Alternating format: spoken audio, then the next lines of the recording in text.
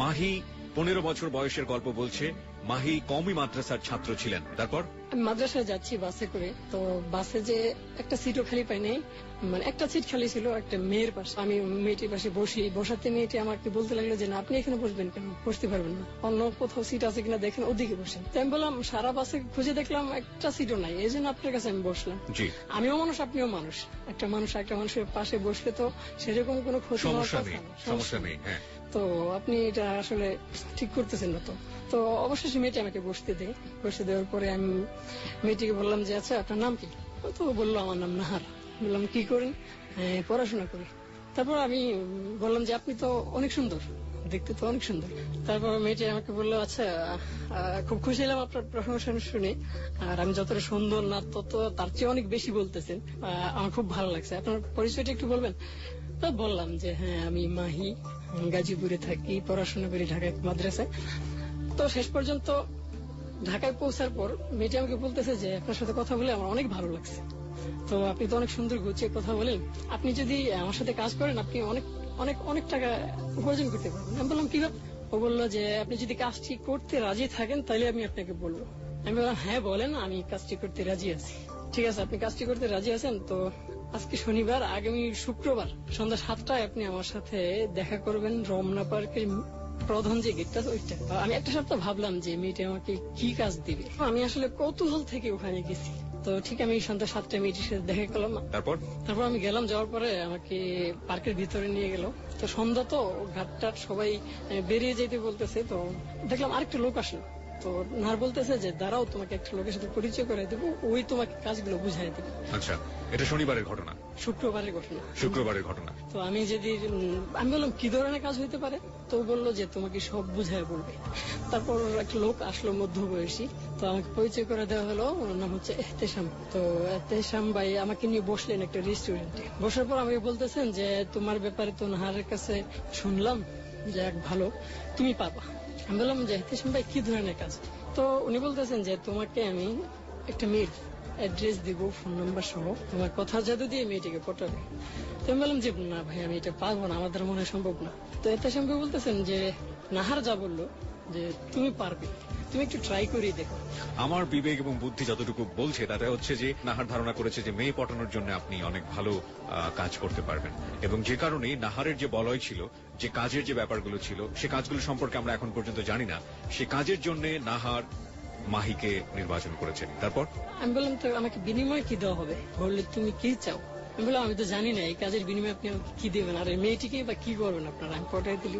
তো বলতেছে যে তুমি শুধু মেয়েদেরকে আমার হাতে উঠাই দিবা, বাকি যা করো আমরা করবো। আমি বললাম যে আমার তো একটু সন্দেহ হচ্ছে, আর কাজটা মনে হচ্ছে খারাপ, কারণ এই কাজের মধ্যে আপনার কথার মধ্যে আমি কোনো ভালো ইঙ্গিত পাইনি। তো আপনি যদি আমাকে এক্স্যাক্টলি বলেন যে আসলে কি করবেন ওদেরকে নিয়ে, তাহলে আমি কাজটি করতে রাজি আছি। তো বলো তোমার অত কিছু শোনার দরকার নাই, তোমাকে আমি নতুন হিসেবে একটা মেয়ের নাম্বার দিব, এই মেয়েটিকে যদি পটাইতে পারো তাহলে তোমাকে 50,000 টাকা আমি দেবো। 50,000 টাকা? 2003 সাল, 50,000 টাকা। এবং আপনি তখন 15 বছরের একটা বালক, এবং আপনি পড়ছেন কোন ক্লাসে তখন? তখন আনুমানিক 7-8। ক্লাস 7 কিংবা 8-এ পড়ে একটি কওমি মাদ্রাসায়। তার সামনে একটি অফার এসছে, 50,000 টাকা দেয়া হবে, তার বিনিময়ে শুধুমাত্র একটা মেয়েকে পটিয়ে দিতে হবে বাই ফোন। বুঝতেই পারছেন যে কত লোভনীয় একটি প্রস্তাব। তারপর আসলে তখন আমার হিতাহিত জ্ঞান হারিয়ে গেছিল, আমার মনে হচ্ছিল যেন কিছুক্ষণের জন্য আমি অজ্ঞান হয়ে গেছি। কোনো কিছু না ভেবে হ্যাঁ আমি রাজি আছি, নাম্বার দেন, ফোন দেন। তো উনি আমাকে একটা মোবাইল দিল, আর ওই মেয়ের নাম্বার, অ্যাড্রেস সহ ছবি দিল, এবং এর সাথে 10,000 টাকা দিল আমাকে খরচের জন্য। মেয়ে সম্পর্কে আপনাকে কিছু বলা হয়েছিল যে এই মেয়েটি কি করে, মেয়ের কোনো বায়োডাটা? মেয়ে সম্পর্কে শুধু এতটুকু বলছিল যে বাবা অনেক ধনী লোক ছিলেন, তখনই নাকি ওই হাউস বিল্ডিং এর কি ধরনের কাজ করতেন। তো বলছিল যে তুমি মেয়েটিকে যদি এনে দিতে পারো 50,000 টাকা তো পাবাই, যদি ভালো মনে করি তোমাকে আরো অনেক টাকা দেওয়া হবে, কারণ মেয়েটির বাবার অনেক টাকা পয়সা ছিল। মেয়েটির বাড়ি ছিল মেঘনায়, নাম ছিল দিলরুবা। আপনি যে পরিচয়গুলো এখানে দিচ্ছেন সে পরিচয়গুলো কি একেবারে সত্য পরিচয়, নাকি আপনি ছদ্মনাম ব্যবহার করছেন? দিলরুবা নামটা আমি নিজে থেকে ডাকতাম, অন্য একটা নাম। আপনি চাইলে আপনার গল্পের প্রয়োজনে, আপনার নিজের প্রাইভেসির স্বার্থে আপনি চাইলে ছদ্মনাম ব্যবহার করতে পারেন। তারপর ওদিন সারা রাত চিন্তা করলাম যে আমি কাজটি করব কি করব না। একদিক থেকে বিবেক মানে মন বলতেছিল যে না, এই খারাপ কাজ করার দরকার নেই, অন্যদিকে 50,000 টাকার লোক আমি সামলাতে পারিনি। পরদিন সকালে খুব ভোরে আমি ফোন দিলাম মেয়েটিকে, একটা ফোন দেওয়ার পর রিসিভ করে নাই। তখন ভাবলাম যে রিসিভ করে নাই তো একটা SMS পাঠাই দিই। তো একটা SMS পাঠাইলাম মেয়েটাকে। SMS পাঠানোর পর SMS টিতে কি ছিল, কি ধরনের SMS? SMS-টা এরকম ছিল যে আমি তোমার বন্ধু হব যদি তুমি চাও, আমি তোমার পাশে থাকবো যদি তুমি চাও, তোমাকে জান্নাতে নিয়ে যাবো যদি তুমি চাও, এই ধরনের কিছু কথা ছিল। আপনি পটানোর জন্য যে বাক্যগুলো ব্যবহার করেন, এগুলো সম্পর্কে আপনাকে কোনো ডিরেকশন ওই ভদ্রলোকটি দিয়েছিল, যে ভদ্রলোকটির সাথে আপনার পরিচয় হলো? আসলে তাহলে আমাকে একটু পিছন থেকে বলতে হয়। জি, আপনি পিছন থেকেই বলুন, আমরা পিছন থেকেই শুনতে চাই। আমার এক ভাই ছিলেন, দুঃসম্পর্কের ভাই, উনি সাহিত্য চর্চা করতেন এবং ভালো একজন লেখক। তো ওনার সংস্পর্শে আমি কিছুদিন ছিলাম, মাস 3 হবে। উনি আমাকে সাহিত্য ব্যাপারে অনেক কিছু শিখাইছেন, সুন্দর করে কিভাবে কথা বলতে হবে, হাতের লেখাটাও পর্যন্ত উনি আমাকে শিখাইছেন। আপনাকে যে ভদ্রলোকটি যে নাম্বারটি দিল, মানে সেল নাম্বারটি, মেয়েটাকে পটানোর জন্য, মেয়েটার বয়স কত ছিল? মেয়েটি তখন 8-এ পড়ে সম্ভবত, মানে আপনার সমবয়সী? হ্যাঁ, সমবয়সী। এই ব্যাপারগুলো আমাদের শ্রোতা যারা রয়েছেন যাহা বলিব সত্য বলিবতে খুব ভালো করে মার্ক করবেন, কারণ এই খুঁটিনাটি বিষয়গুলো গল্পের সত্যতা প্রতিপাদন করবার জন্য খুবই জরুরি। মেয়েটার নাম ছিল দিলরুবা। দিলরুবাকে পটানোর চেষ্টা করছে মাহি। মাহি পড়ে ক্লাস 7-8-এ এবং মেয়েটাও তার সমবয়সী। তারপর SMS-টা দিলাম, দেওয়ার পরে ঠিক 24 ঘন্টা পর ফোন দেওয়ার পর ও ফোনটা রিসিভ করলো না, কেটে দিল। কেটে দেওয়ার পর কিছুক্ষণ পর ও আমাকে ফোন ব্যাক করে। ফোন ব্যাক করার পর বললো যে কেমন আছেন? আমি বললাম যে হ্যাঁ ভালো আছি, আপনি কেমন আছেন? তারপর 3 দিন কথা বললাম ওর সাথে। 3 দিন কথা বলার মধ্যে যে জিনিস বুঝতে পারলাম যে হ্যাঁ, ধনী এরা পরিবারের। আপনি একটু আমাকে বলবেন যে এই যে 3 দিন আপনি তার সাথে কথা বললেন, এই সময়ের মধ্যে আপনাকে যে দায়িত্বটা যিনি দিয়েছিলেন, এহতেশাম কি আপনার কাছ থেকে কোনো তথ্য পেয়েছিল যে আপনি তার সাথে কথা বলছেন বা এরকম কিছু, বা একই সাথে এহতেশাম আপনাকে কোনো সময় বেঁধে দিয়েছিল কিনা যে এই কয়দিনের মধ্যে তাকে পটিয়ে দিতে হবে? হ্যাঁ, প্রতিটা মেয়েকে পটানোর জন্য 3 মাস টাইম দিতে সর্বোচ্চ। প্রতিটা মেয়েকে পটানোর জন্য 3 মাস সময় দিত। প্রিয় শ্রোতা, আমরা একই সাথে সবাইকে বলতে চাই, এবিসি রেডিওতে আপনারা সবাই শুনছেন এবিসি রেডিওর নতুন আয়োজন আজি কিবরিয়ার উপস্থাপনায় এবং তার টিম সুমন ও মঞ্জুর অডিও সম্পাদনায় আজকে শুরু হয়েছে নতুন অনুষ্ঠান যাহা বলিব সত্য বলিব। সত্যের এই আসনটি আলোকিত করেছেন মাহি, এবং এখানে আমরা সবাইকে আমন্ত্রণ জানাতে চাই বিবেকের তাড়না বোধ থেকে। আপনার মধ্যে যদি এরকম কোনো বিষয় থেকে থাকে, যে কোনো ভুল আপনি স্বীকার করতে চান, আমরা আপনাকে মোস্ট ওয়েলকাম বলতে চাই, আমরা আপনাকে সুস্বাগত বলতে চাই। এই কারণে যে আপনি তো ভুল করেছেন এবং আপনি অনুতপ্ত। আমরা বলছি যে পৃথিবীর সর্বশ্রেষ্ঠ আদালত হচ্ছে মানুষের বিবেক, এবং সেই বিবেকের আদালত থেকে আপনি যদি নিজেকে স্বীকার করতে চান যে হ্যাঁ আপনি ভুল করেছেন এবং এই ভুলের জন্য আপনি অনুতপ্ত, তাহলে আসুন সত্যের আসনে বসুন এবং আপনি যে কোনো ধরনের ভুল এখানে স্বীকার করতে পারেন। এবং একই সাথে আমরা বিশ্বাস করি আপনার এই ভুলের স্বীকারের মধ্য দিয়ে পৃথিবীতে, সমাজে, রাষ্ট্রে হাজার হাজার ভুল থেমে যাবে। ওকে, আপনি যেখানে ছিলেন, আপনি মেয়ের সাথে দেখা করার প্ল্যান করছেন এবং মেয়েটি ধনী, আপনি বুঝতে পারলেন তার সাথে কথা বলে। তারপর দেখা করার জন্য প্লেস ঠিক করা। তো আমি বললাম যে তুমি একটু ঢাকার দিকে মুখ করো যদি পারো। তো বললো যে না, ঢাকার দিকে তো যেতে পারবো না, অনেক সময় লাগবে। তো এক কাজ করো, তুমি সোনারগাঁ জাদুঘরের কথা বললো যে তুমি সোনারগাঁ জাদুঘরে আসো। আমি বললাম আমি তো চিনি না। তো আমাকে মেয়েটি সবকিছু টেক্সট করে দিল কিভাবে যাইতে হবে। তো গেলাম সোনারগাঁ জাদুঘরে প্রথম দিন মিট করার জন্য। তো যাওয়ার পর যা দেখলাম, প্রথম দিনই মেয়েটি তার বড় বোনকে নিয়ে আসছে, আর আসছে হলো গিয়ে একটি গাড়িতে করে। তো মেয়েটি যখন নামতেছে, আমি মেয়েটির সাথে ফোনে কথা বলতেছিলাম। তো বলতেছে যে হ্যাঁ, আমরা মাত্র গাড়ি পার্ক করছি, এখন আমরা বেরিয়ে আসতেছি। তো আমি দেখতেছি যে আমি একটা মেয়ে গাড়ি থেকে বেরিয়ে আসতেছে, আর আমি যার সাথে কথা বলতেছি সেই। তো আমি ভাবলাম কি একটু লুকাই, কারণ লুকোচুরির কারণটা হলো আমি দেখি মেয়েটি আসলে আমার দিকে মানে মুখ করতেছে কিনা, আমার প্রতি আসলেই ধাবিত হচ্ছে কিনা। মানে মাহির ধারণা হচ্ছে যদি ওই মানুষটা তার জন্য ধৈর্য সহকারে অপেক্ষা করে, তাহলে বুঝতে হবে যে হ্যাঁ সত্যি সত্যি সে সেই মানুষটির প্রতি মোটিভেটেড। ব্যাপারটা তো আসলে তাই। তারপর তার মানে আমি প্রায় 50 মিনিট ওয়েট করলাম। তো বললাম আর 10টা মিনিট লাগবে, জাস্ট 10টা মিনিট। আমি মোগরাপাড় চৌরাস্তায় চলে আসতেছি। তো 10 মিনিট শেষ হওয়ার পরে ও আবার ফোন দিছে, আসলো না। তো আমি বললাম যে হ্যাঁ আমি চলে আসছি, আমি গেটে আসছি, গেট টিকিটটা নিয়ে আমি আসতেছি।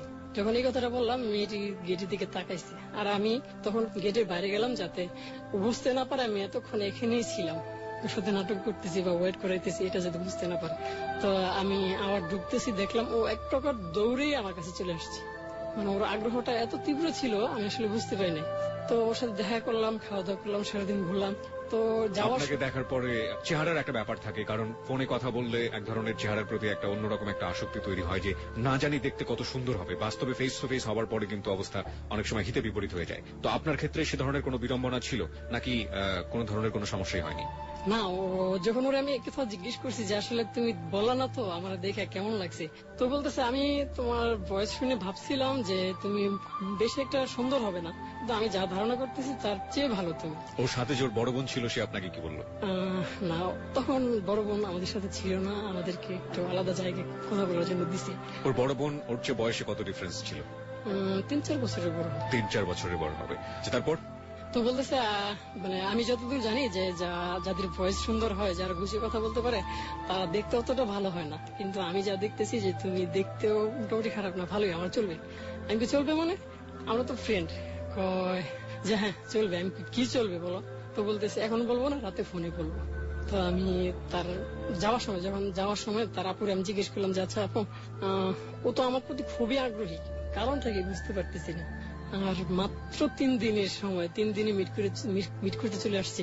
আর প্রথম দিনই চেষ্টা ছিল যে আমি দেখা করে, বুঝলাম না ব্যাপারটা। তো ওর বড় বোন বলতেছে মনে হয় কি ও ফোন নিছে মাত্র 1 সপ্তাহ হয়েছে, তো নতুন নতুন তো এরকমই। প্রিয় শ্রোতা, এই পয়েন্টটি আপনাদের সবার দৃষ্টি আকর্ষণ করার জন্য বলছি। ক্লাস 7-8 পড়ুয়া একটি মেয়ে ফোন প্রথমে হাতে পেয়েছে এবং তার বয়সটা লক্ষ্য রাখবেন, খুবই অল্প বয়সী, এবং ফোন প্রথমে হাতে পাওয়ার পরে মাহির সাথে যোগাযোগ হয়েছে এবং মাহির উদ্দেশ্য হচ্ছে এই মেয়েটাকে পটানো। খুব স্বাভাবিকভাবেই সেটা সম্ভব। ওকে, তারপর ওরা কথাটা বলে চলে গেল। রাতে ও আমাকে একটা SMS দিল ঠিক 12টা, রাত ঠিক 12টা 1 বা 2 মিনিট হবে। তো SMS-টা এরকম ছিল যে ভালোবাসি ভালোবাসি খুব বেশি, অনেক বেশি ভালোবাসি, এর জবাব চাই। তো আমি ভাবলাম যে একটু দেরি করে দিই, যদি সাথে সাথে দিয়ে দিই তো ভাববে কি ওর মধ্যে পাগল আমি। আমার ইচ্ছে ছিল আসলে ওকে আমার দিকে যত বেশি মানে আগ্রহী করা যায়। হ্যাঁ, তো আমি ওয়েট করলাম, ওই রাতে আর SMS দিলাম না। তো সকালে ফজর নামাজের পরে ভাবছি দিব, কিন্তু তখনও দিইনি। একটা দিন সারাদিন ওয়েট করলাম, ওয়েট করার পর আননোন একটা নাম্বার থেকে ফোন আসছে আমার কাছে, একটা মেয়ে, এটা দিল্লির ওপর বড় বোন। ও বলতেছে আচ্ছা কি হয়েছে ভাই তোমার, তুমি দিল্লির সাথে কোনো কিছু হয়েছে? কারোর সাথে কথা বলে না, শুধু মন খারাপ করে বসে থাকে আর কিছুক্ষণ পর পর কাঁদে। পরে আমি বুঝতে পারলাম যে আসলে ও যে প্রপোজটা করছে এর অ্যান্সার তো আমি দিইনি। তো আমি বললাম যে আচ্ছা ঠিক আছে আপু, এক কাজ করেন, আপনি ফোনটা ওর কানে দেন। তো ফোনটা নিয়ে ওর কানে দিল, দেওয়ার পর আমি বললাম যে আই লাভ ইউ। তো ও হঠাৎ করে কেমন জানি একটু অন্যরকম হয়ে গেছে, ফোনে বলতেছে কি হয়েছে কি হয়েছে। আমি বললাম যে হ্যাঁ আমি ভালোবাসি তো তোমারে। তো সারাদিন কালকে বলো নাই কেন তুমি আমার ভালোবাসো? আমি জানো সারাটা দিন কাঁদছি, মন খারাপ ছিল, আমি ভাবছি যে তুমি আমাকে পছন্দ করো না, এরকম কিছু হবে। তাই বললো আরে না পাগল, আমি ভাবতেছিলাম যে আমি তোমার যোগ্য কিনা। যা বুঝলাম তোমরা তো অনেক ধনী, কিন্তু আমাদের আর্থিক অবস্থাটা তোমাদের মতো অত দূর না। তো ভাবতেছিলাম যে আসলে রিলেশনটা চালায় যাওয়া সম্ভব হবে কিনা। তো বলতেছে যে আসলে আর্থিক ব্যাপারটা প্রেম ভালোবাসায় ফ্যাক্ট না, এটা আসলে কোনো কিছু মিন করে না। ভালোবাসা তো ভালোবাসা, ভালোবাসা মানে ভালোবাসা, এখানে অর্থ সম্পদ এগুলা কিছু না। তো আমি বললাম আচ্ছা তুমি পারবা, যদি এমন হয় যে তোমার পরিবার থেকে কেউ মেনে নিল না আমাকে, তখন কি তুমি পারবা সকলের মায়া ত্যাগ করে আমার হাত ধরে বেরিয়ে আসতে পারবা? তো বললো যে এখন পারবো, তুমি এখন বলো আমি এখন চলে যাবো। তো আমি অবাক, আর কিছু বললাম না, ফোনটা কেটে দিলাম। ফোনটা কেটে দেওয়ার পর ভাবতেছিলাম যে আসলে কি হইলো। আমার একবার বিশ্বাস হইতেছিল না, আবার ভাবতেছিলাম অবাক কিছু হইতে যাচ্ছে। তো ওইদিকে আমার আরেকটা কথা মনের মধ্যে কাজ করতেছে, এই মেয়েটিকে তো আমি একটা চক্রের হাতে উঠাই দিব, এখন আমি কি করবো? এখন পড়ে গেলাম দুতলা অবস্থায়। আমাকে একটু বলেন তো, এর আগে আপনার কোনো মেয়ের সাথে কোনো ধরনের কোনো ফ্রেন্ডশিপ বা প্রেম অন্য কিছু ছিল নাকি এটাই প্রথম মেয়ে? না, এর আগে আমি একটা মানুষকে ভালোবাসছি, একটা রিলেশন আমার ছিল আগে, একটা মানুষকে ভালোবাসতাম। তবে আসলে ওর সাথে যা হচ্ছে টোটালি আমার অভিনয়। আসলে এটা আপনার প্রফেশনের জায়গা থেকে আপনি এটা করছেন, আপনার কাজের জায়গা থেকে আপনি এটা করছেন, এবং আপনি মোটেও মেয়েটাকে ওইভাবে ভালোবাসেন না, সব মিথ্যা বলে যাচ্ছেন। ওকে, তারপরে মেয়েটা তো এক ধরনের পটেই গেল, তারপর কি করলেন? তো তখন বেড়ে গেল আমাদের দেখা করার দিন তারিখ, মানে বারবারও প্রতিদিনই দেখা করতে চাই। তো ওদিকে আবার ওই এহতেশাম ভাই ফোন দিয়ে আমার খবর নিল। এহতেশাম ভাই একটা কাজ করতো, কথাটা বলে রাখা ভালো, উনি কখনো ওনার নিজের সেলফোন থেকে ফোন দিত না আমাকে, ফোন দিত সবসময় ফোনের দোকান থেকে। তো উনি একবার যোগাযোগ করছিল, তো ওনারা আমি একটা মিথ্যা কথা বলছি যে এহতেশাম ভাই সময়টা আরো কিছু লাগবে। এর মধ্যে কিন্তু মেয়েটা পুরোপুরি পটে গেছে। তারপরে আমি ভাবতেছিলাম যে আসলে কি করব কি করব না। আসলে এখন আমি বুঝতেছি সেই সময় ভুলটা আমি করছি। আসলে বয়স কম তো, হিতাহিত জ্ঞানটা অতটা ছিল না। আপনি কি ভুল করেছেন সেটা আমাদের আগে প্রথম জানা দরকার, তারপর আপনি ভুল স্বীকারের জায়গাতে আসবেন। তারপর মাহি, আপনি কি করলেন? আমি দিলীপের সাথে অভিনয় করে যাইতেছি, ও মিট করতেছি। তো আমাকে যে খরচের জন্য টাকা দেওয়া হয়েছিল 10,000 টাকা, ওইখান থেকে মাত্র 3,000 টাকা খরচ হয়েছে। কারণ দিলীপা আসলে ধনী ঘরের মেয়ে ছিল। তো যখনই মিট করতে যাইতাম সব খরচ ও দিত, ও কোনোদিন আমাকে খরচ করার জন্য সুযোগ দিত না। একদিন এমন হয়েছে ঘটনা, একদিন একটা বিল আমি দেওয়ার কারণে ও খুবই কান্না শুরু করে দেয়, যেন বিল তুমি দেবা কেন, বিল আমি দেবো, কারণ তোমার চেয়ে আমি তোমাকে বেশি ভালোবাসি, এই জন্য বিল আমি দেবো। কিন্তু একটা জিনিস তো আমাদের শ্রোতারা জানতেই চাইবেন যে সাধারণত এরকম ধনী ঘরের সন্তান হলে তাদের টেক কেয়ারটা একটু বেশি হয়, আইদার খুব বেশি হয় অথবা খুব কম হয়। এ ধরনের ব্যাপার আমরা দেখে থাকি। তো এই ধরনের ধনী ঘরের একটা মেয়ে, ক্লাস 7-8 পড়ুয়া একটা মেয়ে আপনার সঙ্গে মিট করছে, দেখা করছে, এটা কি ফ্যামিলি থেকে পারমিশন দিত? ও কিভাবে ম্যানেজ করতো? আসলে ওর বড় বোনটা ছিল ওর সাথে খুবই ফ্রি, আর বড় বোনটা আমাদের রিলেশনের ব্যাপারে রাজি ছিল। আর ওর বাবা দেশের বাইরে দেশের ভিতরে বিভিন্ন কাজে ব্যস্ত থাকতো। ও আমাকে যতটুকু বলছে, ওর বাবা নাকি সপ্তাহে 1 দিন বা 2 দিন বাড়িতে থাকে। ওর মা কি করতো? আর ওর মা একটা স্কুলে চাকরি করতো, টিচারই করতো। তো প্রাইমারি স্কুলে, ওই প্রাইমারি স্কুলে হেড মাস্টার ছিল সম্ভবত। তো উনিও সারাদিন কাজে ব্যস্ত থাকতো। খুবই গুরুত্বপূর্ণ একটা পয়েন্ট। তারপর তো এইভাবে চলতে লাগলো। হঠাৎ করে এসে আমাকে চাপ দিতে লাগলো, কি অবস্থা তোমার? ও আমাকে একটা কথা বললো যে, আমি তো শুনছি তুমি মেয়েটিকে পটাই ফেলছো, তুমি আমাকে মিথ্যে বলতেছো কেন? তো আমি তখন বুঝি নাই ওর কথাটা। তো বলছে, হ্যাঁ এহতেশাম ভাই, ও তো মোটামুটি পটে গেছে, আর কয়টা দিন দেন, ওকে পুরোপুরি পটায়নি। তো আরো একটা সপ্তাহ সময় নিলাম, বেশিদিন ওর সাথে ঘোরাফেরা করলাম। এহতেশাম কি আপনার বাড়ির ঠিকানা জানতো? না, ও আমার বাড়ির ঠিকানা জানতো না। এহতেশাম যদি আপনার বাড়ির ঠিকানা না জানে, তাহলে এখানে একটা সন্দেহের অবকাশ থেকে যায়। কিভাবে একটা অজানা একজন মানুষকে সে 10,000 টাকা দিয়ে দেবে? এখানে আসলে কাজ করতো ওই যে নাহার মেয়েটি ছিল, যে আমাকে ওর সাথে পরিচয় করে দেয়। তো নাহার আমার বাড়ি ঘরের ব্যাপারে সবকিছু জানতো। নাহার তাহলে আপনার সম্পর্কে সবকিছু জানতো? ওকে, তারপর? তো ওই নাহারের বিশ্বাসে ও আমাকে দিত আর কি এগুলো সব। আপনি নাহারের ঠিকানাটা জানতেন? না, নাহার বলছিল ওর বাড়ি ব্রাউনবাড়িয়াতে, কিন্তু ওর ঠিকানাও দিছি। পরে আমি একবার ওর বাড়িতে গেছিও, কিন্তু ওই বাড়ি তো খুঁজে পাইছি, কিন্তু ওই বাড়িতে নাহার নামে কোনো মেয়ে নেই, ইভেন ওই বাড়িতে কোনো মেয়েই নেই। সে ঘটনা যেতে হলে আমাদেরকে অনেক দূর যেতে হবে প্রিয় শ্রোতা, এবং গল্পের ও যে সত্যের আসনে বসে নিজের জীবনের চরম সত্যটা স্বীকার করছে, সেটা অত্যন্ত কঠিন একটা সত্য এবং ধ্রুব একটা সত্য। এটা স্বীকার করা অতি সাধারণ কোনো ব্যাপার নয়। আমরা বিশ্বাস করি প্রত্যেকটা মানুষের মধ্যে একটা অসাধারণ সত্তা লুকিয়ে আছে, এবং একই সাথে আমরা এটাও বিশ্বাস করি প্রত্যেকটি মানুষের মধ্যেই ভালো মন্দ দুটো দিকই আছে। একজন মানুষ যখন খারাপ কাজ করে, তখন তার বিবেকটা ঘুমিয়ে থাকে। এই ঘুমন্ত বিবেক সারা জীবন জেগে যায় খারাপ কাজটি করবার পরে। সেই বিবেকের তাড়নায় আজকে মাহি এখানে এসেছেন তার জীবনের চরম সত্যটা স্বীকার করবার জন্য। মাহি, যাহা বলিব সত্য বলিবর প্রথম অতিথি আমাদের, যিনি সত্যের আসনটি আলোকিত করেছেন। তারপর 1 সপ্তাহ গেল। 1 সপ্তাহ যাওয়ার পর দিলরুবাকে আমি ওই এহতেশামদের হাতে উঠাই দিই। ব্যাপারটা তখন এরকম, এহতেশাম আমাকে একটা বলে যে, তুমি ওকে মিট করার কথা বলে একটা রেস্টুরেন্টে নিয়ে আসো। তখন একটা রেস্টুরেন্টের কথা বলে আমাকে। তো আসি, রেস্টুরেন্টে আসার পর ও আমাকে বলে যে একটু বাইরে আসো। এহতেশাম বলতেছে একটু বাইরে আসো, আর নাহার মেয়েটির সাথে কথা বলতেছে। তো কথা বলতেছে, আমি বাইরে গেলাম। তো খামে করে আমাকে কিছু টাকা দিল, বুঝতে পারলাম। তখনও খামটা খুলিনি। তো বললো যে তোমাকে 50,000 টাকা দেওয়ার কথা ছিল, দিলাম 40,000, বাকি 10,000 টাকা থাকলো, এটা তোমাকে খুব তাড়াতাড়ি দিয়ে দিব। তো বললাম আচ্ছা ঠিক আছে। 50,000-এর মধ্যে 40 দিয়ে দিছে। তো তখন আমার অনুভূতিটা এমন ছিল যে প্রথম খুবই খুশি হয়েছি, কিন্তু যখন টাকাগুলো গুনে দেখলাম আমাকে একটা গাড়ি করে দিয়েছে, আমি ঢাকায় চলে আসতেছি। আর ওই রেস্টুরেন্টটা ছিল ওই সোনারগাঁয়ের দিকে, যে রেস্টুরেন্টে বসে ওদের সাথে মিট হয়। তো পরে দিলরুবার ব্যাপার আর কিছু জানতে পারিনি। দাঁড়ান, আমরা এখানে একটু আপনাকে থামাতে চাই। আপনি পুরো ঘটনাটি আমাদেরকে একটু বোঝান যে আপনাকে তো নিশ্চয়ই ডাক দিয়েছে বাইরে এসে, তখন দিলরুবা রেস্টুরেন্টের ভেতরে ছিল। ওই সিচুয়েশনটা আমরা একটু জানতে চাই, কিভাবে আপনাকে বাইরে নিয়ে আসলো, কিভাবে টাকাটা দিল, দিলরুবা তখন কি করছিল? তখন দিলরুবার আমি পরিচয় করে দিলাম যে ওরা আমাকে যেভাবে বলছিল এহতেশাম, যে আপনি কি বুঝে পরিচয় করে দিলেন? ওই নাহারকে পরিচয় করাই দিলাম যে আমার ফ্রেন্ড হিসেবে।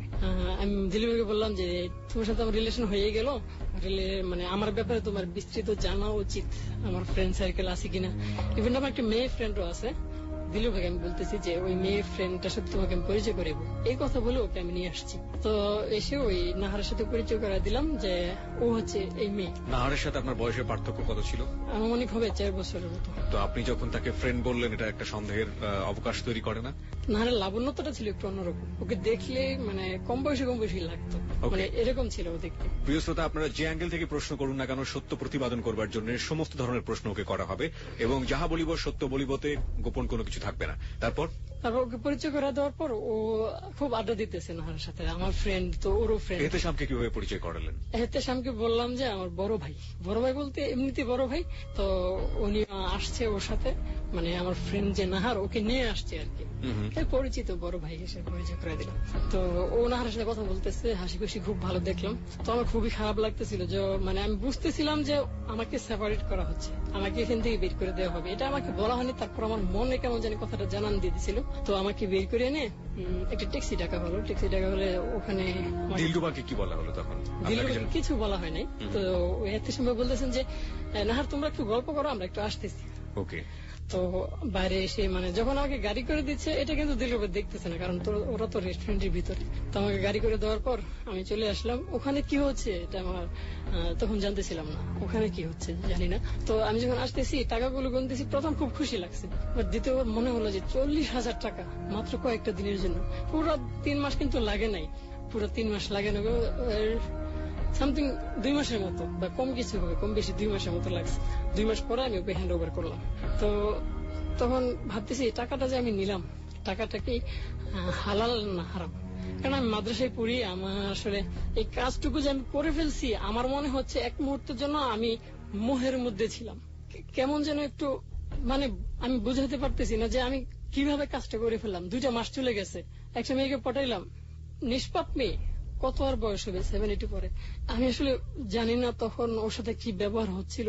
তো আমি আসতেছি, আমার খুবই খারাপ লাগতেছে। একবার ভাবছি যে টাকাগুলো আমি ফেলে দিই, তো ভাবতেছি যে টাকাগুলো ফেলে দিব না, আমি ফেরত দিয়ে দিব, আমি এই কাজটা আর কখনো করবো না। যে কাজটি নিয়ে এত কথা হচ্ছে, সে কাজটি আসলে কি? আমাদের লাখো শ্রোতার মনে প্রশ্ন চলে এসছে।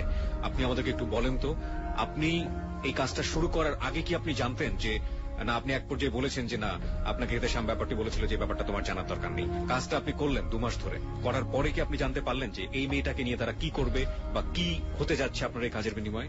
না, আমি তখনও জানি না। তখন আমার মনের মধ্যে অনেক বড় একটা প্রশ্ন, আমি জিজ্ঞেস করবো ওদের ভাবতেছি, কিন্তু আমি জানি না। এই জন্য একটু বেশি খারাপ লাগতেছিল। আমি ভাবতেছিলাম যে যদি পাচার টাচার করে দেয়, এমন কিছু তো করতেই পারে। আমি আসলে বুঝতেছিলাম না ওরা কি করবে, ওর সাথে কিরকম ব্যবহার করবে। তো আমি তখন আমার হুঁশ ফিরছে যে আসলে আমি কি করলাম এটা। তো টাকা, মানে তখনও আপনি সন্দেহের মধ্যে ছিলেন যে ওকে নিয়ে কিছু একটা খারাপ কাজ করতে পারে, কিন্তু আপনি নিশ্চিত নন যে আপনি ওকে নিয়ে কি করা হবে।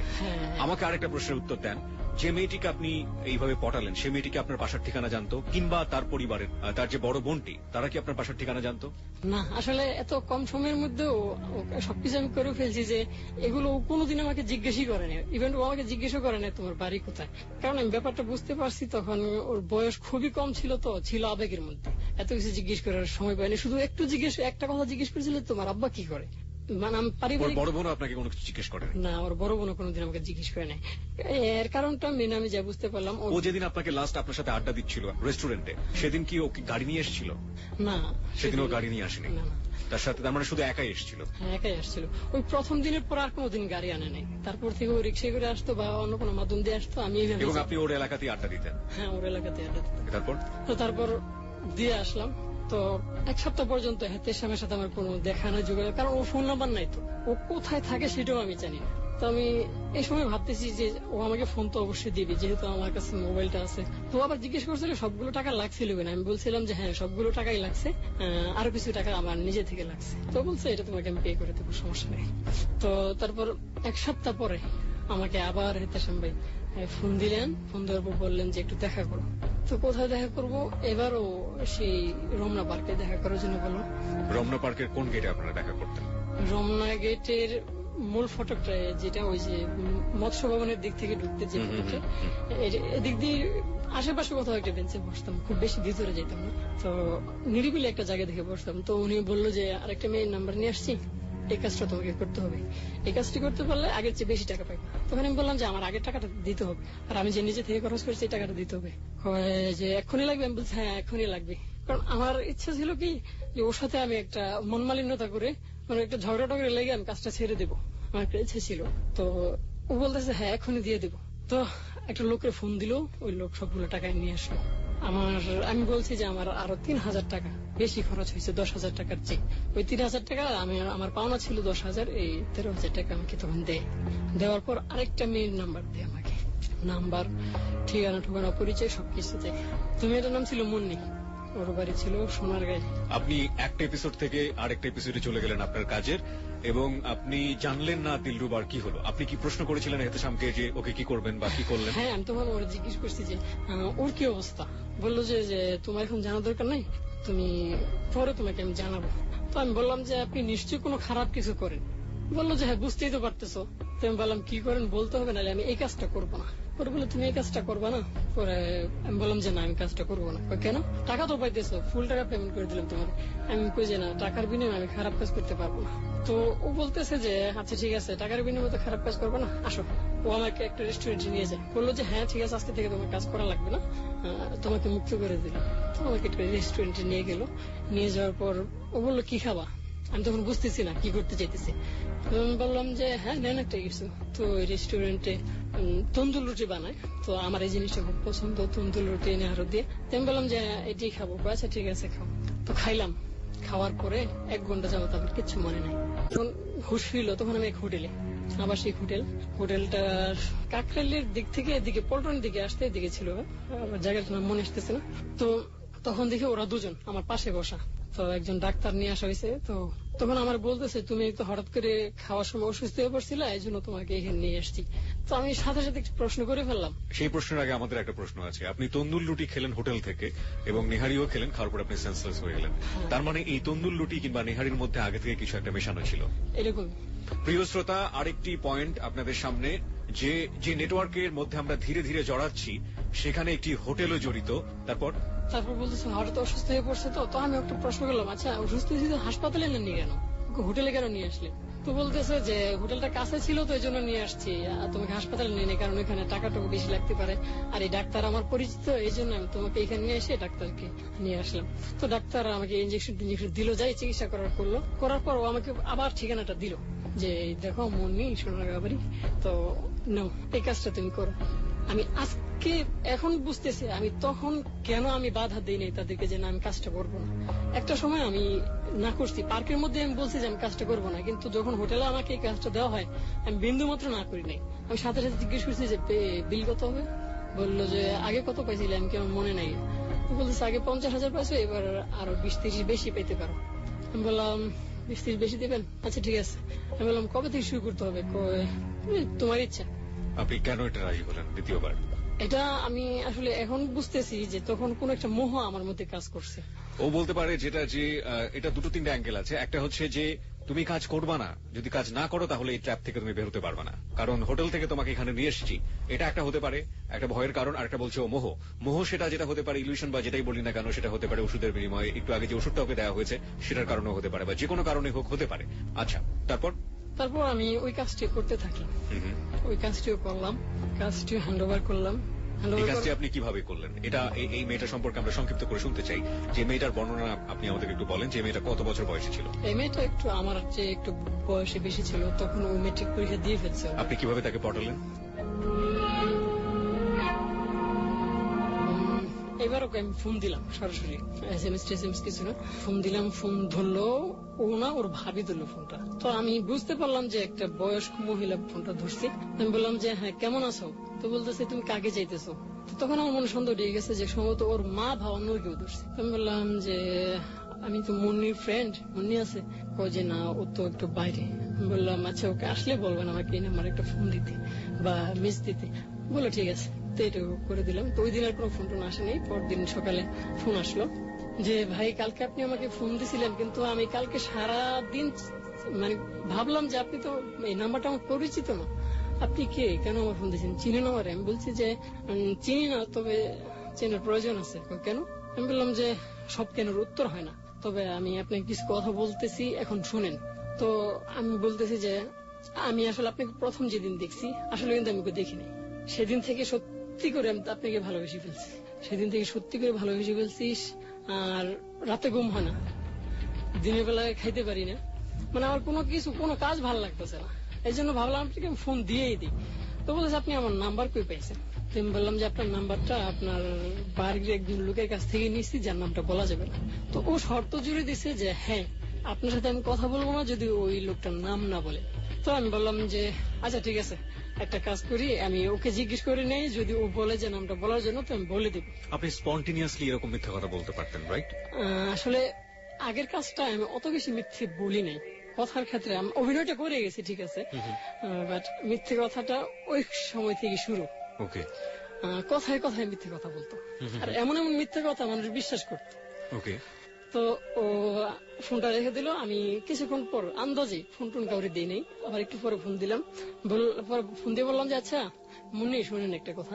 আমি ওকে ফোন দিয়েছিলাম, ও বলছে যে এখন আপনাকে মানে ওর নামটা বলা যাবে না, ও আপনার সাথে দেখা করে বলবে যে ও আপনার নাম্বারটা আমাকে দিয়েছে। আমি এমনিতে ভাবলাম এই ধরনের বুদ্ধিগুলো আপনার মাথায় কি অটোমেটিক্যালি আপনার কাছ থেকে আসতো নাকি কেউ আপনাকে বুদ্ধিগুলো দিত? এগুলো আমাকে কেউ শিখাতো না, আপনি ন্যাচারালি এটা পারতেন? মানে কেমন যেন আশা করতো জিনিসটা। নাহার যে সিলেকশনটা করেছে তার জায়গাটা থেকে অন দিস বেসিস আমরা বলতে পারি he is a best selection. কোন কাজের জন্য করেছে সেটা পরের বিষয়, কিন্তু নাহার বুঝতে পেরেছে যে এই ছেলেটাকে দিয়েই হবে, এবং এটা একটা ভালো জ্যাকপট ছিল নাহারের জন্য। তারপর তারপর বলতেছে আচ্ছা আপনি যদি সত্যি বলে থাকেন তাহলে তো ও আমাকে বলবেই, তো ও যদি বলে তাহলে পরে আপনার সাথে আমি কথা বলবো। আমি পরে বললাম যে আচ্ছা ঠিক আছে, তো ফোনটা রেখে দিলাম। পরে আমি ভাবলাম এক মুহূর্তের জন্য যে এটা পড়ানো একটু কঠিন হবে। আমি এখন বুঝতেছি না দিলরুবাকে পড়ানোটা এত সহজ হলে কিভাবে। তো ভাবলাম, তখন আমি কিছু বুঝি নাই যে আসলে দিলরুবারে এত তাড়াতাড়ি পটায় ফেলছে এবং জীবনের প্রথম কাজ। এই সময় আমার কাছে মনে হচ্ছে যে এই কাজটা অনেক কঠিন, আমি পারবো না। তো তারপরে আমি ভাবতে ভাবতে হঠাৎ করে একটা SMS লিখলাম। SMS-টা এরকম ছিল যে আমি আসলে তোমার শত্রু কেউ না, কাছের মানুষ। কাছের মানুষ ভেবে কাছে আসো, সুখ পাবে, এমন একটা কথা ওকে আমি লিখে দিলাম।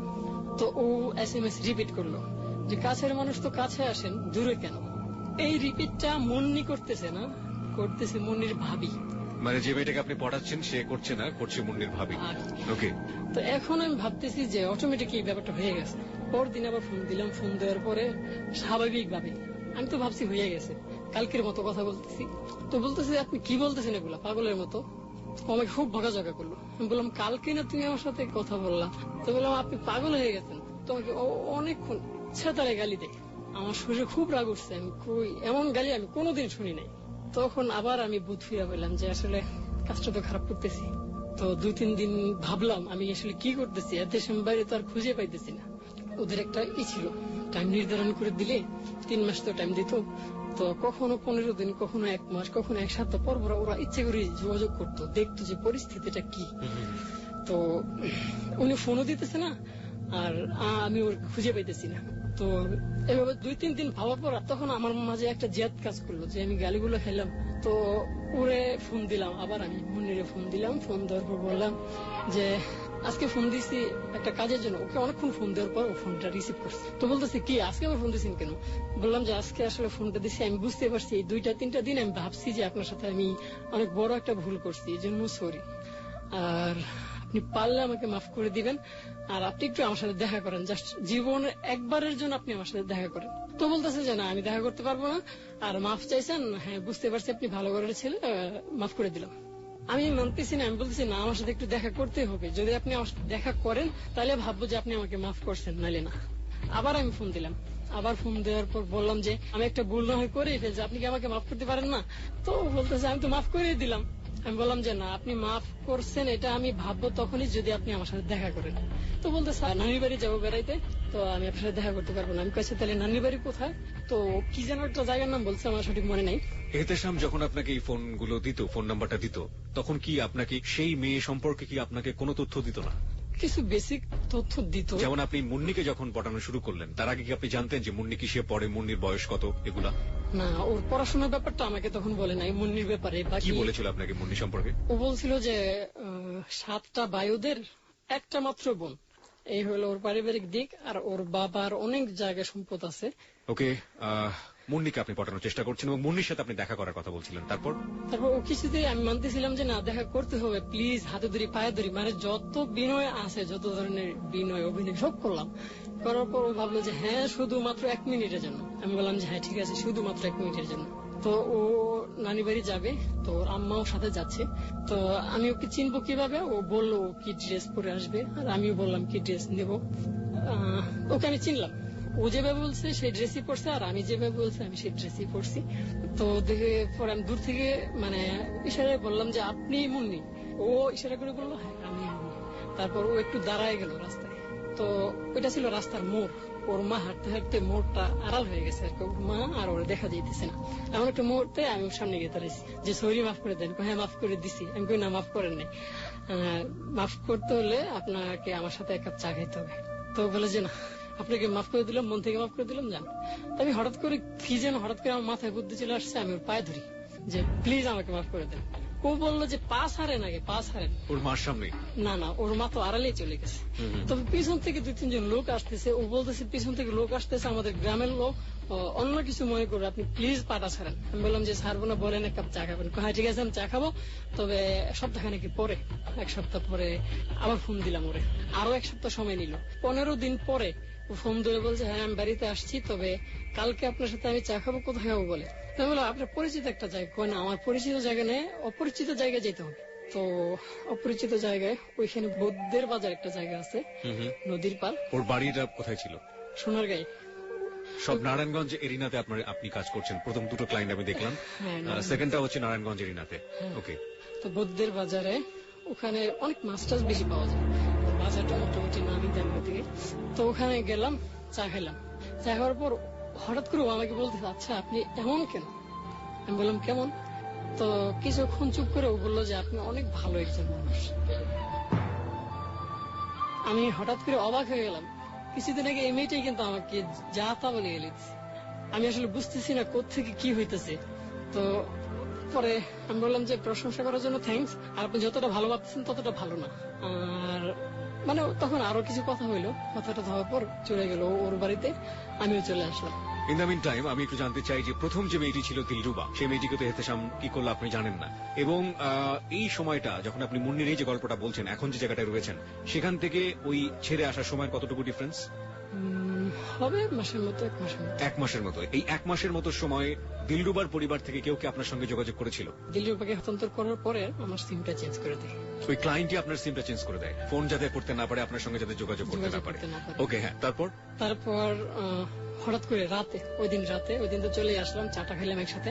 রাতেও আমাকে একটা SMS দিল যে কিছু সুন্দর স্বপ্ন আছে যেগুলো পূরণ হয় না, মানে কিছু বাস্তবতা আছে যেগুলো মানা যায় না, এমন ধরনের একটা SMS। আমার 2টা লাইনই মনে আছে। অবশেষে মানে শেষ যে কথাটা ওই SMS এর, ওই কথাটা মনে আছে আমার, যে তবে বন্ধুরা পাশে থাকলে সবকিছুই সম্ভব। তো আমি ফোন দিলাম। মেয়েটি কি আপনার চেয়ে লম্বা ছিল? মেয়েটি না, আপনার সমানই ছিল দেখতে। ওকে। বয়সের পার্থক্য ছিল 3-4 বছরের ছিল। তো আমি ফোন দিলাম, সাথে সাথে ও ফোনটা ধরলো না, ফোনটা কেটে দিল। কেটে দিয়ে ও একটা SMS দিল যে জাস্ট SMS, নো কল। তো তার মানে বুঝলাম যে ফোনে এখন কথা বলা যাবে না, SMS দেবে। আমি বললাম যে SMS টার মিনিং কি, মানে কি বুঝাইতে চাচ্ছেন? কয় যে যদি আপনি মানে বুঝার মতো মানসিকতা থাকে বুঝবেন। তো আমি বললাম আপনি কি আমার ফ্রেন্ড হতে চাচ্ছেন? কয় যে তার চেয়েও বেশি কিছু। বেশি কিছু নামটা কি? পরে ও বলতেছে বেশি কিছু নামটা সবসময় মুখে বলা লাগে না, বুঝায় দেওয়ার মতো ইঙ্গিত আমার কাছে নাই, তবে আপন হইতে চাইতেছি, এমন একটা SMS ও করলো। তো আমি SMS রিপিট করলাম, আপন তো হয়েই গেলাম, যেহেতু তুমি চাইতেছো আর আমি আগে থেকেই চাইতাম, আপন তো হয়েই গেলাম, এখন বলো আমাদের রিলেশনটার নাম কি? তো বলতেছে নামটা না আজকে নাই রাখলাম, কিছুদিন পরেই রাখি। মানে ওর সাথে কথা যত বলতেছে আমি মানে কেমন যেন মানে ওর প্রতি আকৃষ্ট হয়ে যাচ্ছি। এখানে একটু পয়েন্ট করতে চাই, দেখবেন যে কোনো টাফ জিনিসের প্রতি মানুষের অনেক অনেক বেশি আগ্রহ সৃষ্টি হয়। এখানে অনেক কনফিউশন ছিল যে শেষ পর্যন্ত সে ম্যানেজ করতে পারবে কিনা। সেই জায়গাটিতে সে চেষ্টা করে সফল হচ্ছে এবং এক ধরনের হৃদয়ের দুর্বলতা তার প্রতি সে অনুভব করছে। ওকে, তারপর এভাবে SMS চালাচালি চললো 3-4 দিনের মতো বা 1 সপ্তাহ মতো হবে আনুমানিক। তো হঠাৎ একদিন ফোন মানে SMS দিলাম যে ফোন ধরো না, তোমার সাথে কথা বলতে খুব মন চায়। তো আমাদের রিলেশনে তো প্রায় মোটামুটি সপ্তাহখানেক হয়ে গেল, এখন নামটা কবে রাখবো? তো বলতেছে যে আর 2টা দিন যাক, 7 দিন পুরা হোক, তারপর আকিকা দিব, তারপর নাম রাখবো। তো ঠিক 7 দিনের দিন ও আমাকে ফোন দিল, বললো যে আজকে তো নাম রাখবো। আমি গুড, ভালো। ও বলতেছে আচ্ছা কি নাম রাখা যায়? তো আমি বললাম এই ধরনের রিলেশনের যে নাম হয় সেটাই। তো ও আমাকে বললো যে 2টা নামই তো হয়, প্রেম ভালোবাসা, আমাদের কোনটা থাকবে? আমি বললাম যে তুমি বলো। ও বলতেছে ভালোবাসা। তো আমি বললাম যে হ্যাঁ ঠিক আছে, ভালোই তো বাসি, একজন আরেকজনকে ভালোবাসে, এর নাম তো ভালোবাসি হইতে পারে।